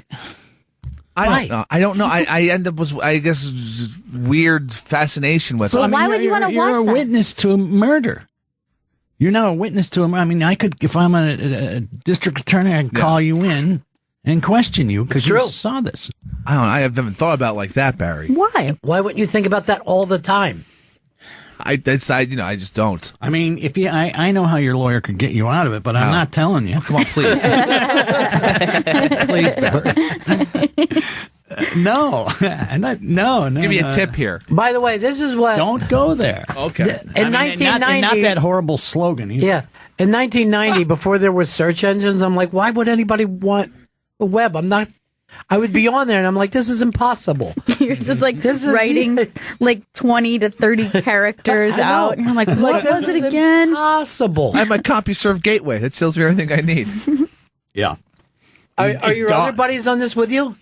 I don't know any other people that bounce around on it. No, I mean people have dabbled in it, with the Silk Road when the Silk Road was popular. Oh, the Silk Road was part of that? Yeah, the Silk Road was the thing that basically blew it up. That made people start really more and more people pay attention to it. The Silk Road was the number one eBay of drugs on this whole thing. But then it got busted because the dude who ran it was trying to get people killed. Yeah, taking out hits on people. No, I don't believe anyone ever got killed, but that just. I read the stories, and they were wondering if he wasn't even just set up with that. Because once you get into that, who's going to believe you? Exactly. What jury is going to believe anything that you have to say? And the guy was just apparently some mild-mannered dude lived renting a room in a house in California somewhere, and then they say he's worth $100 million because of all the Bitcoin he has.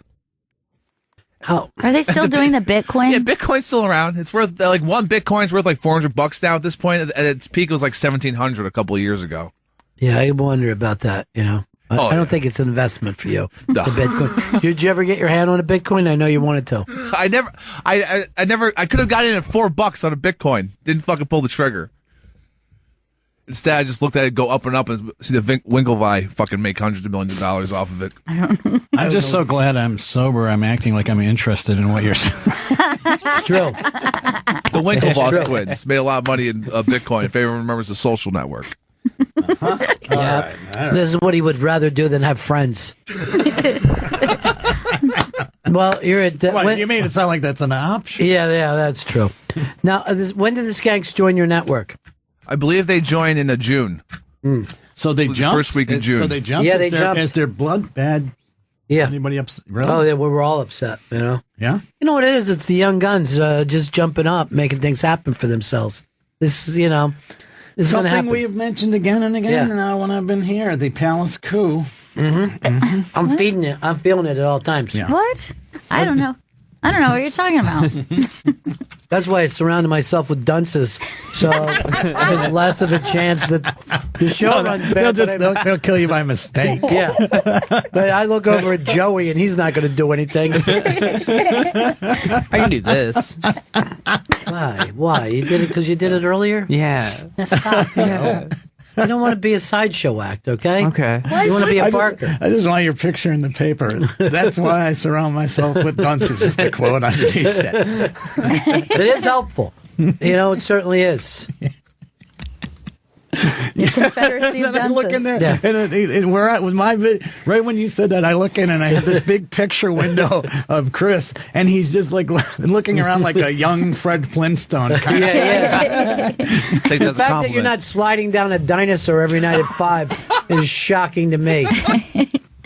Barry Crimmins is in studio with us. You can see Barry perform tonight, May 19th through Sunday, May 22nd at the Creek and the Cave in Long Island City in Queens. Go to creeklic.com for tickets. And Barry will be at the Just for Laughs Festival in Montreal performing July 29th.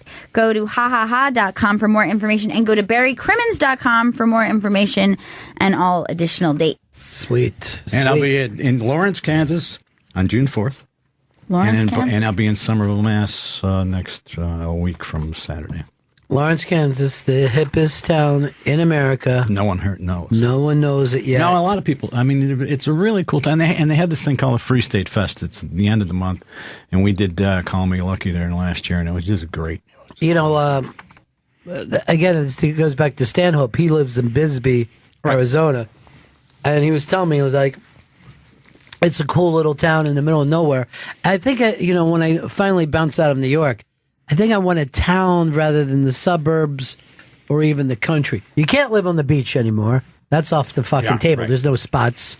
And I've lived in the beach in my life. I've never really been in the mountains. But I would love to be in a town because I like being around people, but I want it to be a cool town. Now Lawrence is on my radar. Very interested in it. Yeah, it's Lawrence is great, and great music and great art and really cool people. And these people come up to you. We did Call Me Lucky there, and these guys will come up to me, and it looks like this guy looks like an Allstate insurance salesman with wire rim glasses. Hi, Mr. Crimmins. I want to introduce you to my wife Merle, and and I'm going like, oh boy, here we go. I had a little problem with some of the line. I was waiting for that. And instead, the guy's like, I'm just so happy that someone says and does things that you do, and it happened like time and time again. It's just like they won me over. Either it's a big setup. That'd be great. I go out there. You got him. Yeah. Then you get to the special bell. They have actual people from Kansas there. Lock the doors. We've got him. But, this is, thank God I was nice to that kid, part 2. Yeah. And, Louis is the greatest for doing this. And well, that's the thing is... one thing that you got to say is Louis has done some very cool things with the success. Yeah.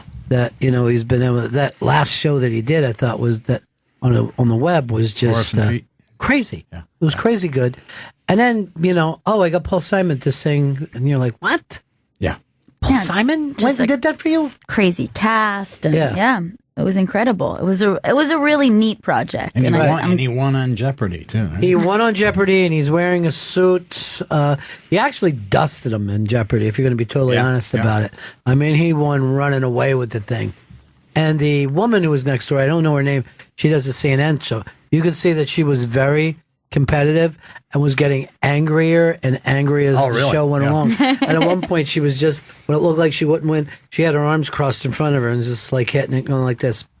Yeah, who are daffodils? Just being so bummed out because she had said her co-host had won. So she's like, if we win, we're going to call ourselves the Jeopardy winners. She was so excited.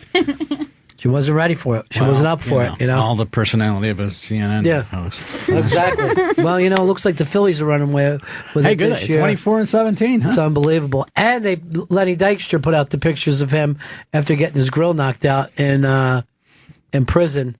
So really, yeah, it's a rough look, but he's going to get them replaced. He's getting new teeth. Lenny Dykstra was a 1%er that the country went after. He was one of the few money guys. They were like, "All right, look, we just went and got Dykstra." Poor bastard. I can't even look at it. That's rough. Oh my goodness. Well, it's. And plus, like putting. I mean, I think Lenny's a little. Well, I don't know what. Like, I don't think I would like the put Village him in Idiot. jail. Yeah, he is. He's an imbecile. Well, years before he was a money manager, I saw him playing fucking cards in Atlantic City, and he was ripping up cards and spitting on the table. And I'm like, oh, there's a fucking crazy gambling addict. And then I hear him say, he's investing money for other people. And I'm like, I saw this fucking dude. He was losing his shit. Right. At blackjack. Right. And of course the media bought into it, and suddenly like Lenny Dykstra is actually pretty. I know my dad was saying, that Dykstra's really. I'm like, we met him. I saw him one time in Florida. We were all golfing, and it was during spring training. And he came in with Dalton and somebody else, and he jumped out of his golf cart while it was moving and was running around looking like a dog. You know what I mean? Like, it looked like the dog got out the backyard and was trying to see where a mouse was. I'm like, you're fucking wired. 2:00 in the afternoon in a hot Florida golf course. We got to fucking stay slow. It's like hiring Chris to teach English literature. Man, no kidding. You fucking deep web motherfucker. Look at you. Deep web. When's the last time you've been there? 2 days ago or something, I was bouncing around. They're going to come and grab you. Well, why are you doing this? But apparently, you better not be doing that on your work computer. Anonymous. It's all anonymous. Everything's anonymous. No one worry about until you talk about it on the radio, you fucking moron. Why isn't Pornhub enough for you? Why doesn't that give you every need that you have? It's too mainstream, Ron. They want you to see it, though. Yes. They want you to see it. They're saying we checked this Anybody out. Do you ever need Lysol? Like you should. It's a dirty, dirty place.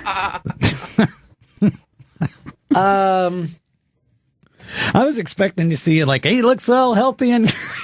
I look great. It's just this room is so fucking hot that I gotta take the shirt off all the time. Seriously, he's got on a what do you call that shirt underneath? It's a wife beater. Check it out, everybody. I look great. Oh my God! He's losing it. Seriously, the fact that this isn't a one-way mirror we're looking through. That's what shocks me. Hey, John in Atlanta. Hey there, Ron. Yeah. Hey, I was wondering if you got a glimpse in the news where George Zimmerman was able to auction off the gun that killed Trayvon Martin, and he got 125 G's for it. They actually did, because I know that they were stopping him. He could have gotten more if he turned it on himself. I'll get a Kickstarter going for that. Yeah, he was able to get 125 G's for it, though. Oh, God. Now, but I'm sure, who would buy it? The winner hasn't been disclosed yet. The winner? Yeah. This is the last thing I Oh, it's a beautiful gun. I love that gun. Wow. It's a great, it's a huge gun. Just a guess. That's great. I'll put it right next to Oswald's rifle that I already have. Right. I'll believe it when I see it. That somebody he does look kind of like Chris. He does. Thank you, I guess. No. Why thank you? His eyes are a little closer together than yours. Yeah, you do have that going for you. Cool. You have appropriately spaced out eyes. Really? Because to me, it looks like I'm staring at a male flounder. Chris's eyes look like he could go lay on the bottom of the ocean without worrying about getting sand in them. Never knew I had this problem with my eyeballs. You can put that shirt back on again. Nope, Yeah, no it's kidding. too hot. it's really- It's too hot in It's here. fucking frightening. It's too hot in Please. here. It reminds me before Tribeca cleaned up. You know, it's the meatpacking district before it got gentrified. Not when we have guests. We have Not when we guests. have Barry. We're not putting out an album called Lou Reed Stopped Caring. The Chris Stanley story. Not that bad. It's just warm in this fucking box. That's a dirty Ew, fucking pull that. boulevard. Yeah, it is. Come on, put this shirt on, dude. It's Please put it on. And a sweater as well. I'm not putting a sweater on. Put a hat on, too. Oh, man. It looks like you said... Hey, you know, Barry Crimmins will be at the Creek and Cave. Yeah. Tonight, May 19th through Sunday, May 22nd. All right. At the Creek in the Cave in Long Island City in Queens. Go to creeklic.com for tickets. He's going to be at Just for Laughs Festival in Montreal, July 29th. And Lawrence, Kansas, June, what was the date? 4th. And Somerville, Mass. at the Burn on May 28th. So... Well, come out to the Creek in the Cave and watch every comic in New York be in love with the club owner. You never see that under normal circumstances, but everybody's in love with her. She's great. Yeah. Rebecca. And she runs a thing that makes those guys feel at home, and everybody's crazy about her. She figured out the business plan. It's Yeah. like, sell every comic in New York a burrito. You're set. It does have a really good vibe there. Like she's done a great job. No, there. I mean, she gives everybody a chance, and then if you got some spark, then you get more chances. You know, then you get to do a little more. And Well, they were doing callbacks for the young, the new faces in Montreal last night. And all those guys that are on their way up, loyal to her. yeah. So who knows? Like you said about Louis, who knows who hits that you were kind to at one time. Oh, I know. You know, that's I always know. great. I know. Just thank God I was just it wasn't even that I was that nice a guy. I just was I didn't feel like getting into hassles with people. It's like, yeah, go on the stage. Yeah, but you also set the tone for so many of those guys that came behind you. And we, end up talking with Boston comics all the time. They just come in with a different moral fiber, different way of looking at the business. Trace it right back to Barry Crimmins.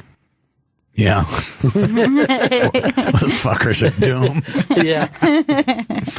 Moral fiber and the comedy business. Good luck there. Yeah, that'll fuck you over real quick. Yeah. Get me in the back of their head before they walk on stage. It's like, well, hey, do the cheap laugh. No, don't do the cheap laugh. Barry might know. They're heck lines. Get out of the crotch. So, but you're the advanced radio version of it. You've done it. I mean, the comics you've busted on this show, broken. None of them care though. They don't have any loyalty to me. Why am I here with all this going on? Because they got to sell some fucking tickets. That's right. That's right. Got to keep moving it. Yeah. Yeah, it's something. No matter who you are, capitalism still plays a part. Got to move those tickets. Yeah, it does. It'll kill you if you don't comply a little bit now and then. Well, we're getting ready to wrap this one up, Chris. Yes, we are. I'm sorry, I didn't come in with a lot of steam today. No, you were hot today. This was a good show. Yeah. All right. Usually, all right. No. It was a very very good show. Do you feel like you need to nail something on your way out the door? I just feel, I do feel like I just need to turn on a little afterburner or something to show these people, dance for the fuckers. I'm trying to sell tickets. I'm trying to get people to I'm trying to get people to come out to Creek and Cave. It's $5 because it's a workout thing. $5 helps make up for some of my expenses from driving down here from Christland, from upstate New York, and then where it's called Christland because everybody goes Christ, Jesus Christ, Ronner. Thanks for having me on your show there. I finally could come out here because the snow started to melt a little bit. I could come out. Yeah, but this is going to be the year of the Bills, so you guys should be excited. Should be excited. Yeah. That's. Good luck to that. Buffalo, we're talking shroud. Remember their slogan when we were talking? I walked on stage one night in Buffalo. Said, "No, I'm pretty sure we're talking shroud." But I love Buffalo artistically and whatever. I'm just not a Bills fan. Is that right? No. Who you root for? Football. I root for teams with Syracuse alumni. So I rooted for the Eagles for a while. Yeah. Let's not get into that's it. also painful. That's a painful run there. Yeah, because you almost got somewhere. Yeah, but you know what? Maybe there is a God. Because that's the only way that you could say, he would just take it away from those people every single year. Yeah. Take it away from them. Break them, crush them. All right, we're in at 7 o'clock in the morning, Marcus. 7 a.m. on Opie Radio. Oh, okay. Well, I'm going to let you really. Oh. Yeah? Yeah. You're on at 7? 7. And then AM. And then we're going to come back and do this show, too. Yeah. Double duty. Good. You know why? We love you listeners. We just love you. Love Love you the like shit our own out show. of you. Yeah. That's what, whenever, they're in commercial, that's all they talk about. Is this for what can we do? What else can we do for the listeners? Oh, yeah, we're going to make a big announcement tomorrow, But by the way, some of your listeners are the great, my pals on. They really are the sweetest people. I think Go Pack Joe. I'm going to start leaving people out. Yeah, you Larry can't do from that. Yonker. Yeah, they're all great people. They're really sweet folks. All right, give one more plug and then we got to get out of here, Gail. Go see Barry Crimmins perform tonight through Sunday at the Creek in the Cave in Long Island City. It's going to be such a great time. I'm so excited to go. I'm going to be there Sunday night. It's going to be a blast. I can't wait to see you guys. Yeah, creeklic.com for tickets. Barry's also going to be at Just for Laughs Festival in Montreal, July 29th. Lawrence, Kansas, June 4th. Somerville, Mass. May 28th. Go to Barry. Not necessarily in that order. Right. Just throwing them all in. And it'll be at the Leicester Square Theater September 29th through October 1st in London. BarryCrimmins.com for more information and all additional dates, and follow him on Twitter at Crimmins. All right. That's Love it. you guys. See you guys again in 1974.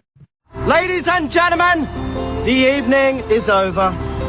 We hope you all enjoyed yourselves, and we'll see you all again in 1974. Good evening!